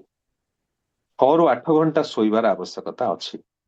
ସେ ଠାକୁର ଆଉ ଗୋଟେ ଜାଗାରେ କହିଛନ୍ତି 4 ଘଣ୍ଟା ଶୋଇବା ଯଥେଷ୍ଟ, କିନ୍ତୁ 4 ଘଣ୍ଟା ଶୋଇବା ସେତେବେଳେ ଯଥେଷ୍ଟ ଯଦି ମଣିଷ ଜୀବନରେ ସାଧନା ଥାଏ, ନାମ ଧ୍ୟାନ ପରାୟଣ ହେଇ ଯଦି ମଣିଷ ଥାଏ, ସଦାଚାରୀ ହେଇଯାଇଥାଏ, ତାହେଲେ ସେ 4 ଘଣ୍ଟା ଶୋଇଲେ ଯଥେଷ୍ଟ। କିନ୍ତୁ ସାଧାରଣ ଭାବେ ସାଧାରଣ ମଣିଷ ପାଇଁ 6ରୁ 8 ଘଣ୍ଟା ଶୋଇବାର ଆବଶ୍ୟକତା ଅଛି। ଏଇ ସବୁ ଗୁଡିକ ଆମମାନଙ୍କ ଦିନଚର୍ଯ୍ୟା ଭିତରେ ଆମେ ଆଣି ନେବାକୁ ହେବ ଯେ କେଉଁ ସମୟରେ ଶୋଇବା, କେଉଁ ସମୟରେ ଖାଇବା, କିଭଳି ବିଶ୍ରାମ କରିବା, କେଉଁ ପରିସ୍ଥିତିରେ ଖାଇବା, କେତେ ଘଣ୍ଟା ଶୋଇବା, ଏସବୁ ଜିନିଷ ସକାଳୁ ଉଠି କିଭଳି ଭାବରେ ଉଷାପାନ ଇତ୍ୟାଦି କରିବା, ନାମ ଧ୍ୟାନ ଇତ୍ୟାଦି କରିବା, ଏଇ ସବୁ ଜିନିଷ ଆମ ଦିନଚର୍ଯ୍ୟା ଭିତରେ ନେଇ ଆସିବାକୁ ହବ। ତା ଯଦି କରିପାରନ୍ତି, ତାହେଲେ ଆମେ ଅନେକାଂଶରେ ସୁସ୍ଥ ରହିବା। ସମୟ ଶେଷ ହେଇ ଆସିଛି। ଆଜି ଏଇଠାରେ ଆଲୋଚନା ଶେଷ କରିବା। ପରବର୍ତ୍ତୀ ଅଧ୍ୟାୟରେ ଆମେ ଏଇ ବିଷୟରେ ଆଉ ଗୋଟିଏ ପକ୍ଷ ବା ଆସ୍ପେକ୍ଟକୁ ଯିବା, ତାହା ହେଉଛି ରୋଗ ଚିକିତ୍ସା, ଏବଂ ତାପରେ ଆମମାନେ ମାନସିକ ଏବଂ ଆଧ୍ୟାତ୍ମିକ ସଦାଚାର ଆଡକୁ ଯିବା। ଆଜି କିନ୍ତୁ ଆଲୋଚନାଟି ଏଇଠି ସମାପ୍ତ କରିବା। ଆପଣମାନଙ୍କର ସମସ୍ତଙ୍କର ସପରିବାର ସପରିବେଶ ମଙ୍ଗଳ କାମନା କରି ପରମ ପିତାଙ୍କର ଆତୁଳ ଚରଣରେ ପ୍ରାର୍ଥନା କରି ବନ୍ଦେ ପୁରୁଷୋତ୍ତମ। ଜୟ ଗୁରୁ। ଜୟ ଗୁରୁ। ଜୟ